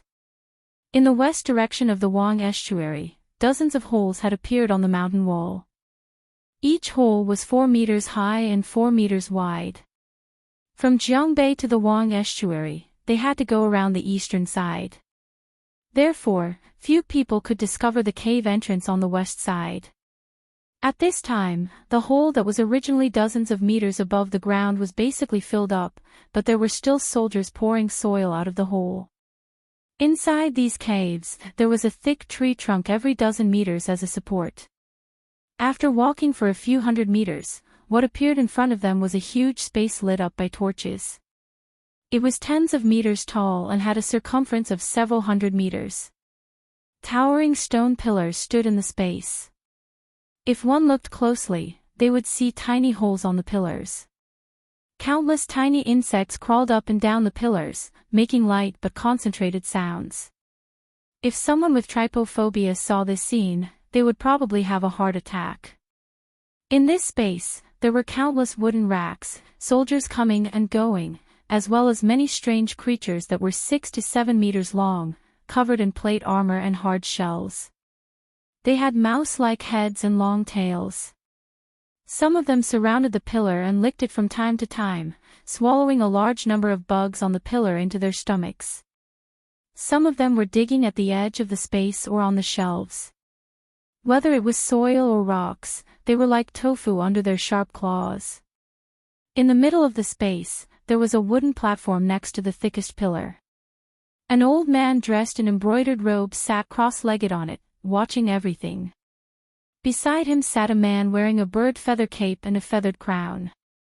Mr. Chiu, it should be about time, right? The old man in embroidered robe calculated the space of the cave and asked the man with the feathered crown beside him. It's almost time.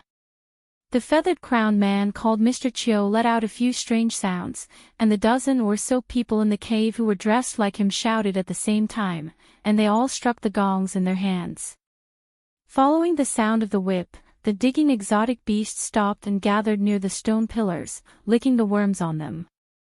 This world is truly amazing. The man in embroidered robes sighed as he looked at the strange beasts and the huge stone pillars in the cave.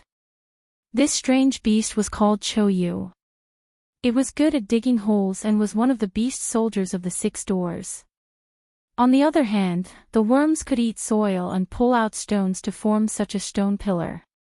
The combination of these two could produce miraculous results.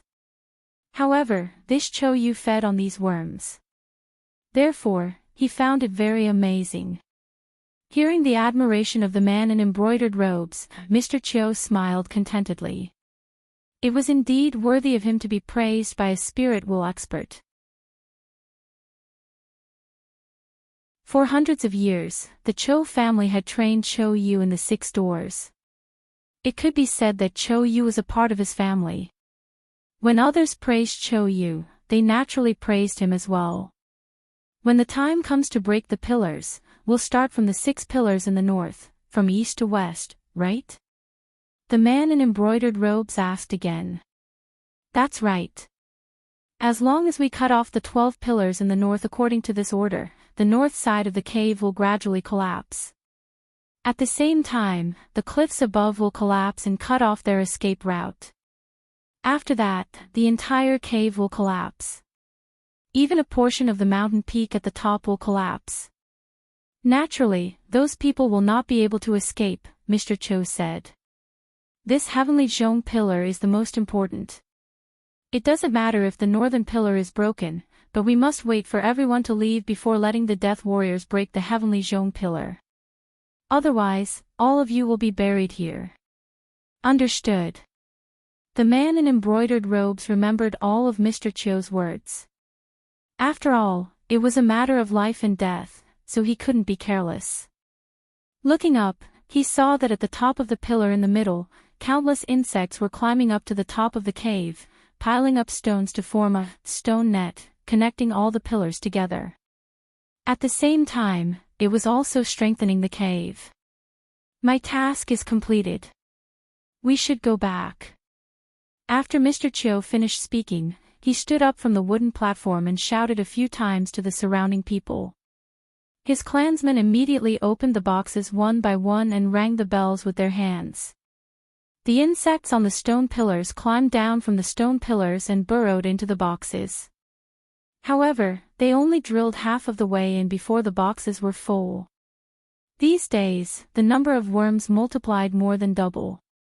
The Cho-yu took this opportunity to eat heartily. Their long tongues rolled on the ground and a black worm entered their mouths. At this moment, halfway up the mountain, not only were the Empress, Ren Baqin, and Li Fu present, but even Shi Wanya, Zhong Xin, Qing Ping, Gong Zheng, Qing Yun Sword, Zhua Cheng, and a group of winged cavalry warriors and experts from the rearguard commandery were all gathered there. No one wanted to miss the most powerful expert in the world making a move. Li Fu sternly said, I was born as a blacksmith and am not good at fighting. However, I have something to say. Everyone listened attentively when they heard what he said. Even the Empress wouldn't ignore the advice of the most powerful expert in the world. Everything in the world has a spirit. Humans have a spirit, swords have a spirit, sabers have a spirit, mountains and trees have a spirit. Since there is a spirit, there is life and death. Just like how humans have vital points like the heart and head, everything in the world also has a vital point. Once you find this vital point, you can kill it. I call it a dead point. Everyone knows the vital points of humans and animals, but it's difficult for ordinary people to find the dead points of other things.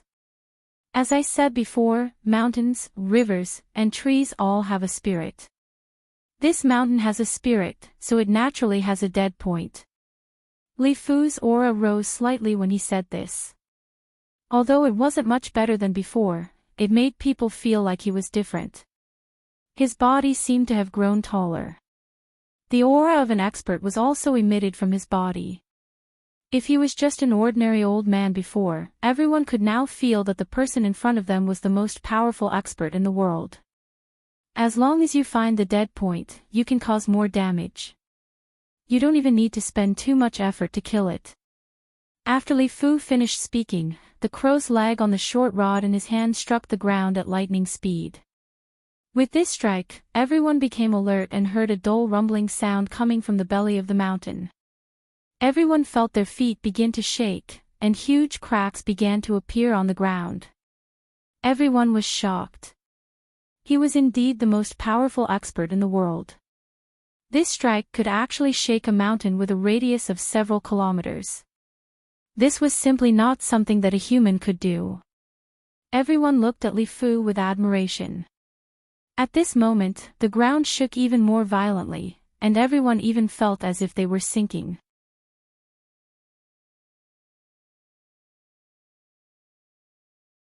Chapter 537. No wonder he's the most powerful expert in the world. The power of this strike is earth-shattering. I'm afraid no one in this world can withstand this strike. Everyone was amazed. No, retreat. Li Fu's expression suddenly changed. He appeared beside Renbochin at lightning speed, grabbed him with one hand, and ran down the mountain.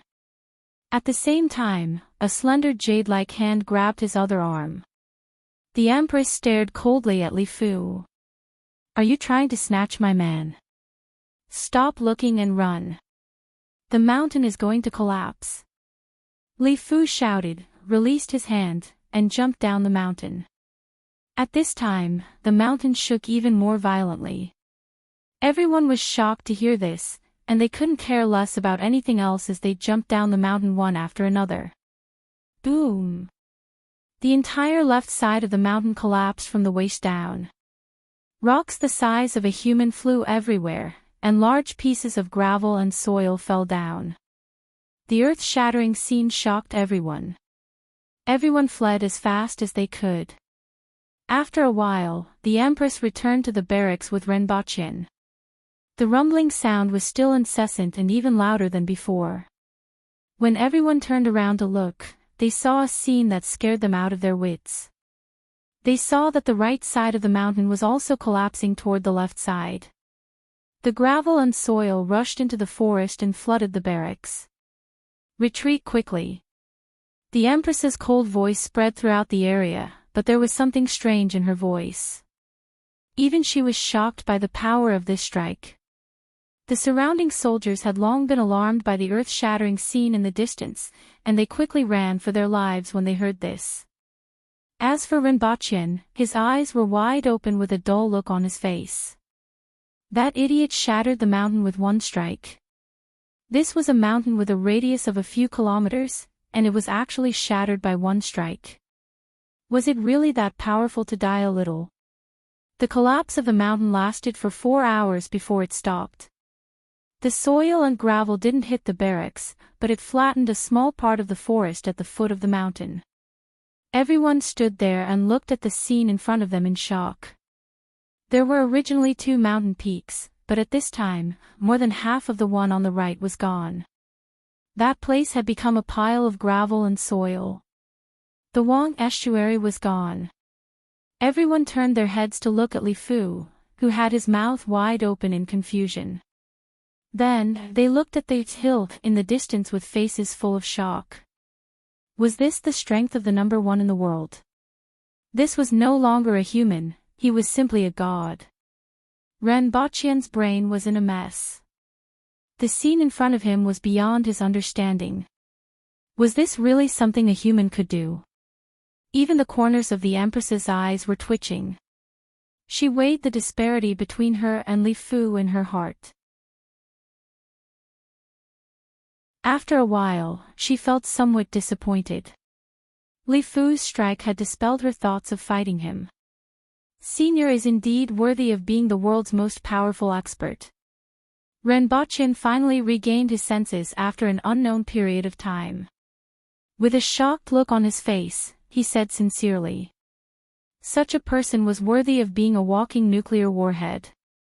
This kind of strength completely shattered his previous understanding of this world. After hearing what Renbochin said, everyone looked at Li Fu again. The world's number 1, fully deserving of the title. I'm afraid that we won't be able to find a second person in the next 1,000 years. Shi Wanya sighed. It was a pity that such an expert was not from the Aboriginals. Indeed, fully deserving. Qin Yun's sword and Zhua Qing were full of admiration. The 2 of them were different from the others. The others were Aboriginals, and the martial arts they practiced were different from them. On the other hand, the martial arts they practiced were similar to Li Fu's. Li Fu was indeed a lighthouse on their way forward. Although he was very far away from the 2 of them, they could see a possibility. Just by looking at their worshipful expressions, Renbochin felt that they had become Li Fu's die-hard fans. Shattering a mountain with one strike is fearsome and terrifying, the Empress said softly. Li Fu blankly looked at everyone, looked down at the dragon turtle rod in his hand, and then at his hands. Could it be that his strength had unknowingly reached this level? Although everything had a weak point, this weak point only increased the power of an attack by a few times. It would be fine if it was a smaller object, but it was a mountain. When he struck with his rod, he could only shatter an area with a radius of 1,000 meters, which was already considered the limit of this world. Now, it wasn't just an area with a radius of 1,000 meters, but the entire mountain. He didn't expect that he had unknowingly reached such a level.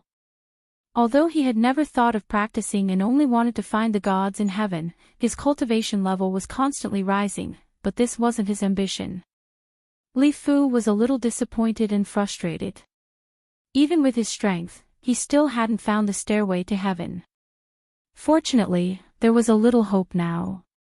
Ren Baqin noticed Li Fu looking at him and was sincerely convinced. "Instructor, I want to learn this. You must teach me." In Shuiyang City, the experts in the city landed on top of the city wall and looked at the Wang estuary in the distance. The earth shaking and mountain shaking just now had alarmed everyone. Some people were bewildered. What exactly happened there? Although they couldn't see it, the fact that the sound and vibration could be transmitted here was enough to show how powerful the earthquake was. As for the others, they understood what had happened. "I'm afraid that those barbarians wanted to cross the Wang estuary at night, and Mr. Yu Yang cut off the supporting pillars, causing such a drastic change." Xia Kuan asked. "It seems so. Those barbarians definitely didn't expect us to prepare such a big gift for them.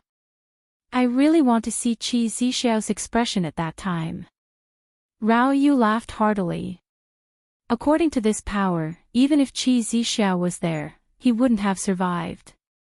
Senior Su and Senior Ji Shuwei have already gone to investigate. We will know when they return. Young Master Ning from the Yun Nation laughed. So what if it was Qi Zixiao? Zhu Wuzhen at the front line was overwhelmed by the barbarians. He was known as a famous general, but he couldn't compare to a few words from him. After an hour, two figures appeared from the darkness with shocked expressions on their faces. "What's the situation?" The leaders of the three major powers immediately asked.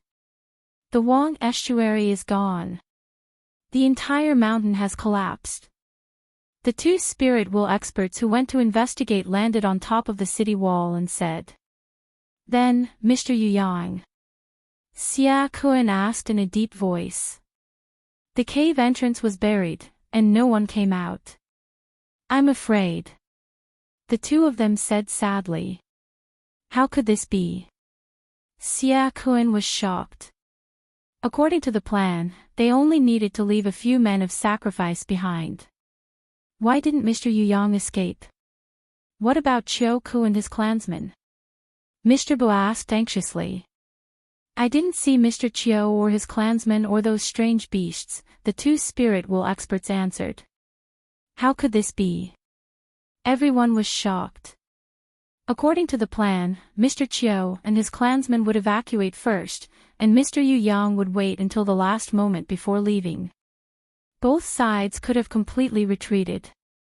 How could they all disappear? Xia Kuan's expression was uncertain. After a while, he said, "I'm afraid something unforeseen happened that we don't know about. Or maybe Mr. Yu Yang and Mr. Chiu realized that the barbarians wanted to pass through during the night and couldn't retreat in time, so they cut off the heavenly crystal and perished together with the barbarians." I'm afraid so. Mr. Yu Yang and Mr. Chiu, as well as Mr. Chiu's clansmen, are really brave warriors. Tai Zai said. He had a higher opinion of the people from the 6 doors. He didn't expect that there would be such experts in the sect. Although those who knew Mr. Yu Yang didn't think that he was that kind of person, the truth was right in front of them. Everyone changed their opinion of Yu Yang. What are the casualties of the barbarians? Everyone asked. If Mr. Yu Yang, a spirit will expert, couldn't escape, the aboriginals would probably suffer heavy casualties. At the thought of this, many people looked relieved. As long as this group of aboriginal elites died, Dayo would no longer be able to worry about Tianjing Basin. They wouldn't even be able to defend Goose City. It was really a landslide just now, and it was difficult for the two of us to get close. Furthermore, it was late at night, and it was difficult to see. The two of us will go and take a look tomorrow morning. Thank you, sirs, the leaders of the three major powers said. At this moment, the haze in everyone's hearts had finally dissipated. All that was left was to go to the Wang estuary tomorrow morning to check on the casualties of the aboriginals.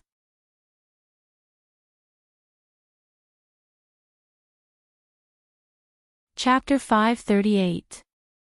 Early in the morning, a faint mist pervaded between heaven and earth. Two figures leaped out of the city and disappeared into the mist in the distance. It didn't take long before the two of them arrived near a mound of dirt. Who would believe that this was a mountain that was hundreds of meters high just a day ago? However, all of this was gone now. Looking at the current situation, they could still recall the scene of the landslide last night. There's no one and no traces left behind. It seems like Yu Yang and the rest are really buried underground. After carefully searching the west side for a while, one of them sighed slightly. Previously, I underestimated Yu Yang. I didn't expect him to have such an unyielding side, the other person said. Although Yu Yang has become one with the earth, he has done a great deed for all living beings in Tianjing Basin. In the future, we should set up a memorial for him. I wonder what the casualties of those barbarians are like. This time, the collapse was more severe than expected. Other than Qi Zhixiao, Shi Wanya, and a few other experts, the soldiers from the Protectorate of the South and the winged cavalry had no chance of escaping. The so-called unable to escape even if they had wings is what they faced at that time. Be careful. Let's go to the top of the mountain and take a look. The two of them reached the top of the mountain in a flash. The traces left behind by the landslide here were much more serious than on the other side. This was because the mountain had collapsed towards this side. The valley between the two mountains had been completely filled up. As for the forest on the south side of the mountain, half of it had been submerged by the mud. Further south, there was a large campsite. It was as if nothing had happened. The patrolling soldiers, smoke rising from kitchen chimneys, and soldiers busy with all kinds of things. It was a peaceful scene. Although the landslides and the fissures were very close to them, they were separated by the forest into two different worlds. One world was tattered and full of holes, while the other world was as if nothing had happened. The two of them widened their eyes in an instant. Why was the other party's campsite still there? Why did it seem as if nothing had happened? Why? Why? The two of them couldn't figure it out. Perhaps it was the winged cavalry that passed through yesterday. After all, the winged cavalry is our greatest enemy. With just the Protectorate of the South, there's no way we can contend against an army of 300,000 rebels, one of them said hesitantly. Everyone had hoped that the barbarians would suffer heavy losses from the landslide, but judging from the current camp, the number of soldiers walking in the camp, and the amount of smoke coming from the kitchen, it did not seem to be the case. There must be an important reason why Yu Yang would suddenly cut down the heavenly crystal and cause the entire mountain to collapse. In that case, it could only be because of the few barbarians, the famous winged cavalry. Even if the winged cavalry had passed through yesterday, they would have been completely annihilated. It's really strange that these barbarians didn't react at all. I've long heard that these barbarians believe that after they die, their souls will return to the mountains and watch over and protect their descendants with their ancestors. Therefore, they viewed life and death as a normal matter and were not afraid of it at all. From the looks of it, that is indeed the case. He's just a barbarian. The other person snorted heavily. Just in case, it's better to test it out. Qi Zhixiao must still be there, as well as Shi Wanya. I'm afraid we won't be able to get away with it. The two of them looked at the camp in the distance and felt hesitant. At this moment, a Baihu from the rearguard commandery saw the two of them with binoculars. After reporting, a group of burly men wearing leather armor jumped out of the tent and ran towards the two of them. Upon seeing this group of people, the two of them first observed for a while. Then, their expressions changed drastically. These people were obviously the winged cavalry that Yu Yang had buried at the foot of the mountain. What? What's going on? I'm afraid that something big has happened. Let's go back quickly. The two of them looked at each other with suspicion in their eyes. Why exactly did Yu Yang cut down the heavenly crystal yesterday? A moment later, everyone gathered in Shuiyang City. Do you mean that those barbarians didn't suffer any losses at all? Xia Kuan and the other two had ugly expressions on their faces. Last night, everyone was still in high spirits. They didn't expect to hear the worst news after just one night. Even if they did, the damage was very small, the two of them said. The two of us saw that the camp was very calm and had some doubts before, but after seeing those winged cavalry, we no longer had any doubts. Then Mr. Yu Yang, I'm afraid that something unforeseen has happened that we don't know about. I think I know what's going on. The man surnamed Ning from the Yun nation had an ugly expression on his face for a while, but he gradually calmed down. Mr. Ning. Xia Kuan looked at him with a probing gaze. Although I don't know the reason, Senior Yu Yang must have been discovered. That's why the heavenly crystal was suddenly cut off, but those barbarians didn't suffer any losses. The sounds in the cave can't be heard from outside. Unless someone discovered that the mountain was empty and then discovered the problem. Regardless of whether those barbarians discovered it by chance or if there was an expert among them, you don't have to think too much about it. Fortunately, we still have a backup plan in case of accidents. This time, we will definitely make sure that they won't be able to return, Mr. Ning said confidently. Now that the Wang estuary has collapsed and the mountain road has been completely buried, I'm afraid it will take them 2 days to pass through. Now, please send a general to lead an army to the hill in the north and set up camp there. Make it seem like they are going to meet them at the river bank. When they see this army, they definitely won't think too much about whether there is a problem or not. Given the barbarians' temperament, if they see someone blocking their way, and the number of soldiers is about the same as theirs, and the water is not wide, they will definitely cut wood to make boats and send their army across the river to attack. At that time, we will open the river and let the water rush down. Except for the hill, everything else will be swept into the water. Naturally, most of those barbarians will become food for the fish and shrimp in the river. Hearing Mr. Ning's words, everyone calmed down. What if they discover that the water level has decreased and have suspicions? Someone asked. If those barbarians could think that much, then they wouldn't be barbarians. And no matter what, they will have to cross the river. Do you think they will go upstream to take a look? Even if they discover it, they will just open the river in advance, someone said with a smile.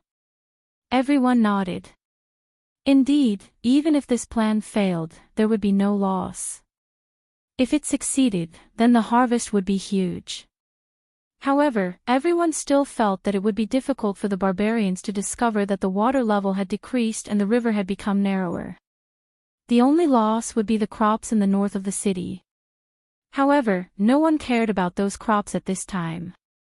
Thanks to Mr. Ning strategizing and planning, even though those barbarians managed to escape once, they definitely won't be able to escape this time. Xia Kuan smiled as he stroked his beard. A just cause enjoys abundant support, while an unjust cause finds little support. Those barbarians are the enemies of you, me, the Yun nation, the Qin nation, and everyone in Great Xia, the youth surnamed Ning said with a smile. Well said, Mr. Ning. Xia Kuan laughed heartily. Soon after, the city was mobilized. An army of about 15,000 people left the city and headed for a hill in the north. They set up camp there and waited for the aboriginals to arrive.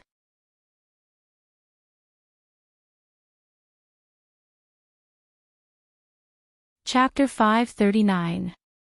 Unlike the various thoughts going through the minds of the people in the south, the aboriginal barracks were very calm. The Empress sent the winged cavalry to open up a path on the newly formed hill. After all, the hill had collapsed and the original road was gone, so they had to open up a path that could allow carriages and horses to move forward. It didn't need to be very flat, but at least there shouldn't be too many rocks blocking the way. This was a piece of cake for the winged cavalry. The Baihu of the rearguard commandery were also sent out to investigate.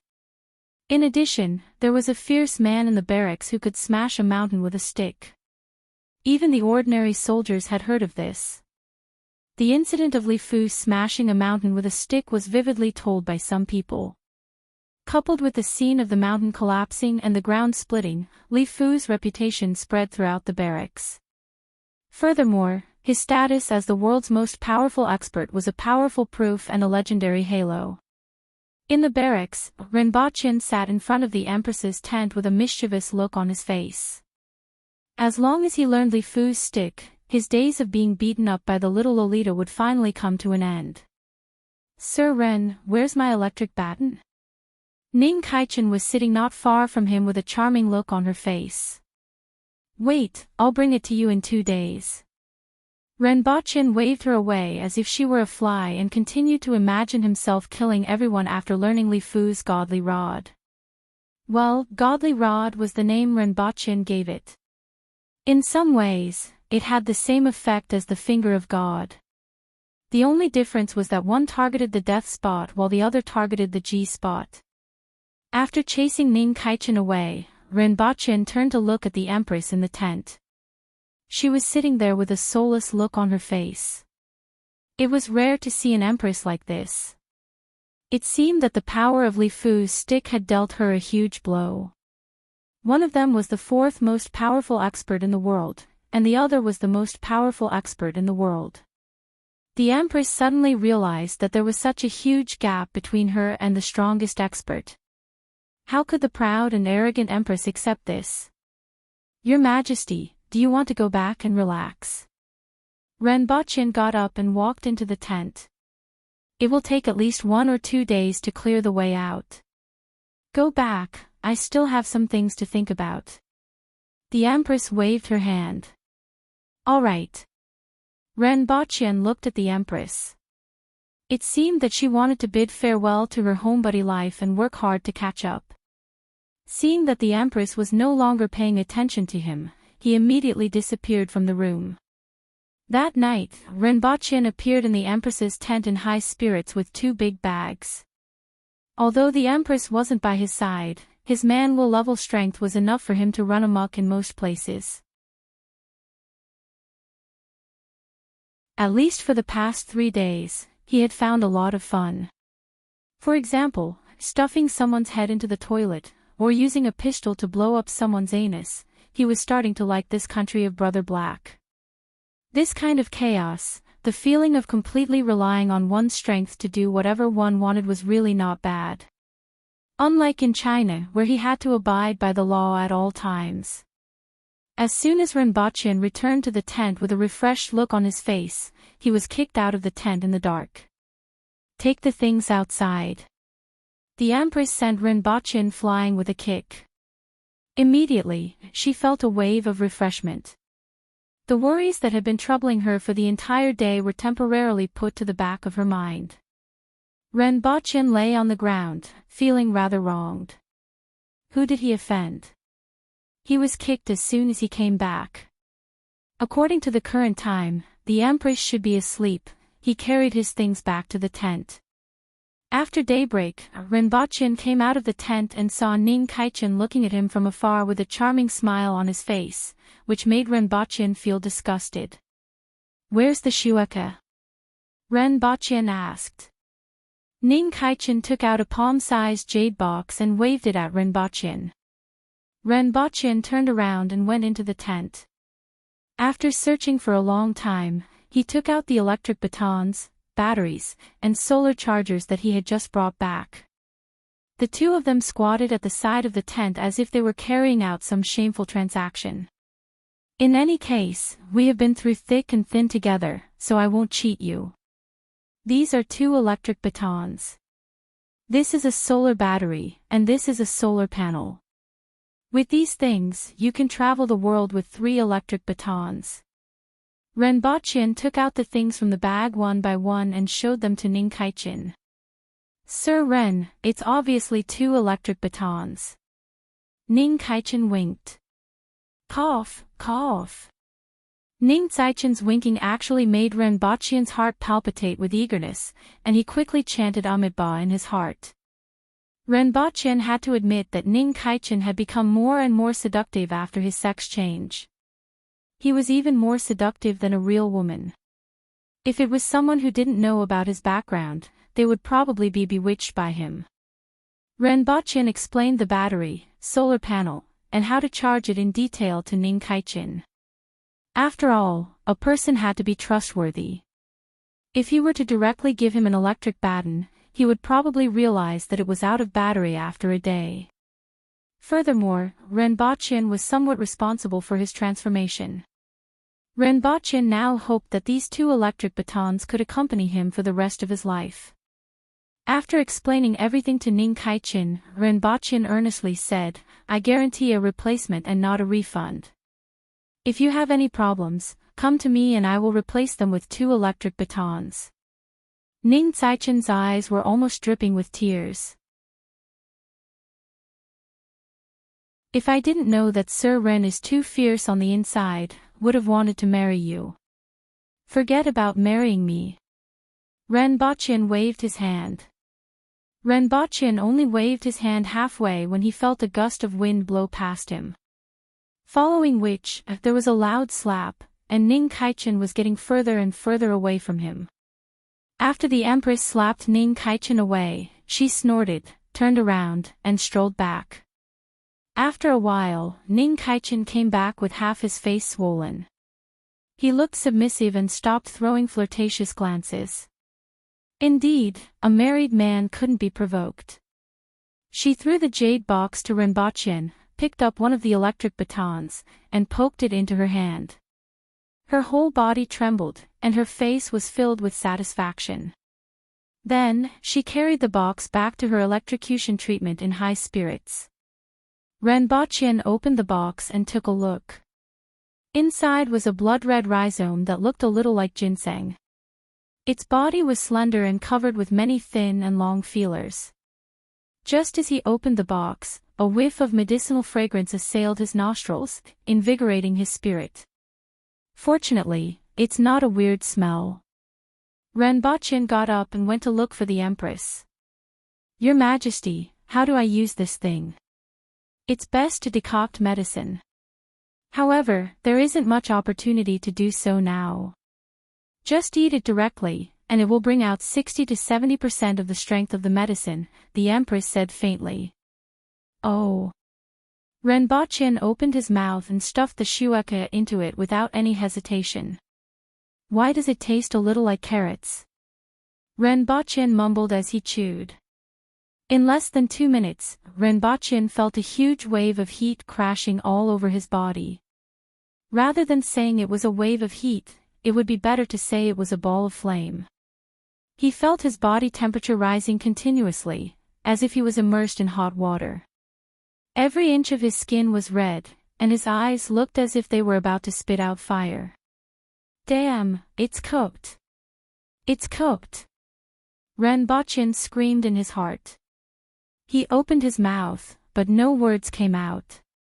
This kind of high temperature made his brain muddled. All the sweat glands in his body were excreting water frantically. It was as if he was taking a shower, and his clothes were drenched in the blink of an eye. At this moment, the Empress walked to his back and slapped his body more than 10 times consecutively. The raging flames in Renbochin's body were immediately dispersed into his body. "Throw him into the water," the Empress said faintly as she walked to Renbochin's side and sized up his expression. When he lowered his head, he saw a tent that was erected high above him.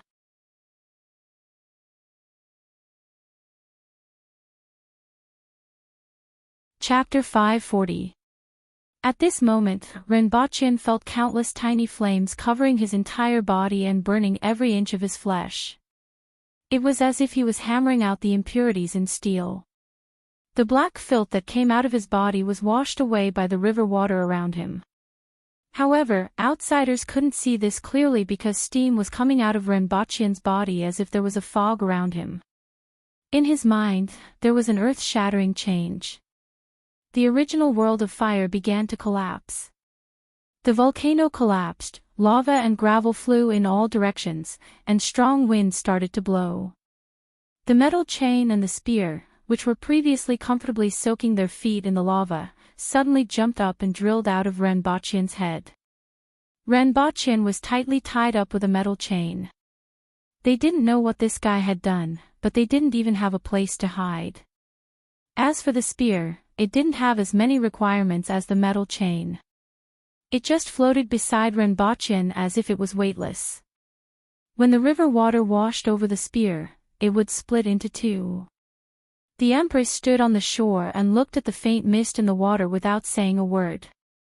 Although the Shueika was effective, it was only effective against Renbochin. She could easily disperse this level of medicinal power, so she naturally didn't need to worry. However, even though she said this, she still stood at the side and watched quietly. Li Fu suddenly appeared beside her, carefully sensed, and asked in surprise, "Is it really a heaven-grade weapon?" Li Fu still looked like a beggar with tattered clothes and messy hair. Although Renbochin had asked someone to send him a new set of clothes, he didn't care. To him, it didn't make a difference whether it was new or tattered. It had already been 200 years, so how could there be any more surprises? When Renbochin was sent here in a hurry, he noticed that there were subtle fluctuations coming from the heaven-grade weapons. He didn't expect to see such a scene. He could clearly feel that these two heaven-grade weapons had Renbochin's aura. Ordinary people judged people based on their appearance or smell. At his level, he could already distinguish a person based on their godly soul. His appearance or smell could be changed, but his soul could never be changed. Strange. This guy is obviously a manual expert, so why does he have a heaven-grade weapon? And 2. Li Fu was surprised. The Empress took 2 steps to the side and distanced herself from Li Fu. She could not shake off the stench on him. She could treat him as the best in the world, but that did not mean that she had to put up with that stench. She had no interest in answering Li Fu's question. Li Fu thought for a long time, but he couldn't think of anything. In the end, he put the matter aside. In any case, he could ask this kid when he woke up. After a long time, Renbochin realized that he had regained control of his body. Then, the first thing he had to face was the iron chain that tied him up. Fortunately, the moment he recovered, the iron chain and the spear drilled directly into his head. However, the 2 fellows were stunned after entering his head. Where was the original volcano? Where's the lava? Why was there only a vast desert left? How was he supposed to soak his feet? How was he supposed to soak in the bath? The only bit of fun he had was taken away. The 2 fellows were stunned for a moment. They wanted to go out and fight with Renbochin, but they were flicked back by the Empress's finger. Seeing that Renbochin was fine, the Empress flicked the 2 fellows away with her finger and went back to think about how to reach Li Fu's level. Why do you have a heaven-grade weapon? That's impossible. Li Fu couldn't wait to ask when he saw Renbochin come ashore. And there are 2 of them. Even I only have 1. It's probably because I'm a genius. That's why I said that it was right for you to teach me that spear technique. Only I can carry it forward and surpass the master. Renbochin couldn't wait to throw a few punches. His speed was much faster than before, and his punches created quite a bit of wind. He tapped his feet on the ground and immediately leaped more than 10 meters away. The heart was fire, hid the spirit, and controlled the whole body. After completing the visualization of fire, the coordination of his entire body had improved. His strength and speed had also increased significantly. Although he hadn't tested it yet, he could feel his body, and he had a feeling that he was in control of everything in his body. This was the first time he had felt this way. Furthermore, he was one step closer to the earth will level. The next two parts were the visualization of earth and visualization of metal. In less than a year, not only did he reach the man will level, but he also broke through 3 levels of visualization and reached the intermediate level of the man will level. Renbochin felt that he should be a genius. That's not right. Your spear belongs to Tingyu. I've seen him once before. How did his spear fall into your hands? It seems like it has been integrated into your treasure. As long as you reach the spirit will level, you will be able to use it without any problems. How can this be? Li Fu kept asking as he followed Renbochin. Now, other than matters related to the gods and the heavens, the only thing that could attract his attention was the things that Renbochin had never seen or heard of. As for that metal chain, although I haven't seen it before, it doesn't belong to you. How could it be on you? It's because they realized that there was no future for them to follow their original masters, so they abandoned the dark side for the light side. They can eat, drink, and even soak their feet with me. There's no future for them to fight and kill with their original masters every day, Renbochin said. Impossible. Although heaven-grade weapons are condensed from spirits, they don't have their own thoughts. Li Fu said seriously. Ask them if you don't believe me. Renbochin spread his hands. No, there must be something wrong. Li Fu's eyebrows were wrinkled, and his unkempt hair was swaying non-stop. He couldn't figure out how such a thing could happen. He realized that he had been searching for the gods all these years and didn't know much about the various secrets. Otherwise, he would definitely be able to guess the secret. Renbochin performed a set of fist of death. The wind from his fists whistled, and each step left a deep mark on the ground. After finishing his practice, Renbochin looked at the marks left on the ground and was somewhat satisfied. They were almost half as deep as before. He looked up at Li Fu and saw that he was still frowning and thinking hard. Renbochin said, Senior, since you can't figure it out, then, say no more. I will definitely figure out the reason. Li Fu reached out to stop Renbochin. He was the most powerful person in the world and had a better understanding of spirits than most people. It was impossible for him to think of something that others could think of. Renbochin was confused. Did you misunderstand something? I didn't say that I would tell you. What I meant was that since you can't figure it out, don't think about it. Ah, that's fine. Senior, when will you teach me the divine staff? Renbochin asked. In 2 days. I will teach you after I figure out this problem. Li Fu put his hands behind his back, lowered his head, and left with a bitter look on his face. As he walked, he kept muttering, Why? Why exactly? How did you do it? Why? Renbochin felt dizzy when he heard this. If he couldn't figure it out in this lifetime, wouldn't he have to take this move with him? You're tuning into the LoveLore Library YouTube channel. We're so grateful for your support, and don't forget to subscribe to join us on this incredible journey through captivating stories. Your generosity through donations truly makes a world of difference, as it's the primary source of revenue that allows me to expand and enhance this channel for you. Thank you from the bottom of my heart for being a part of this adventure.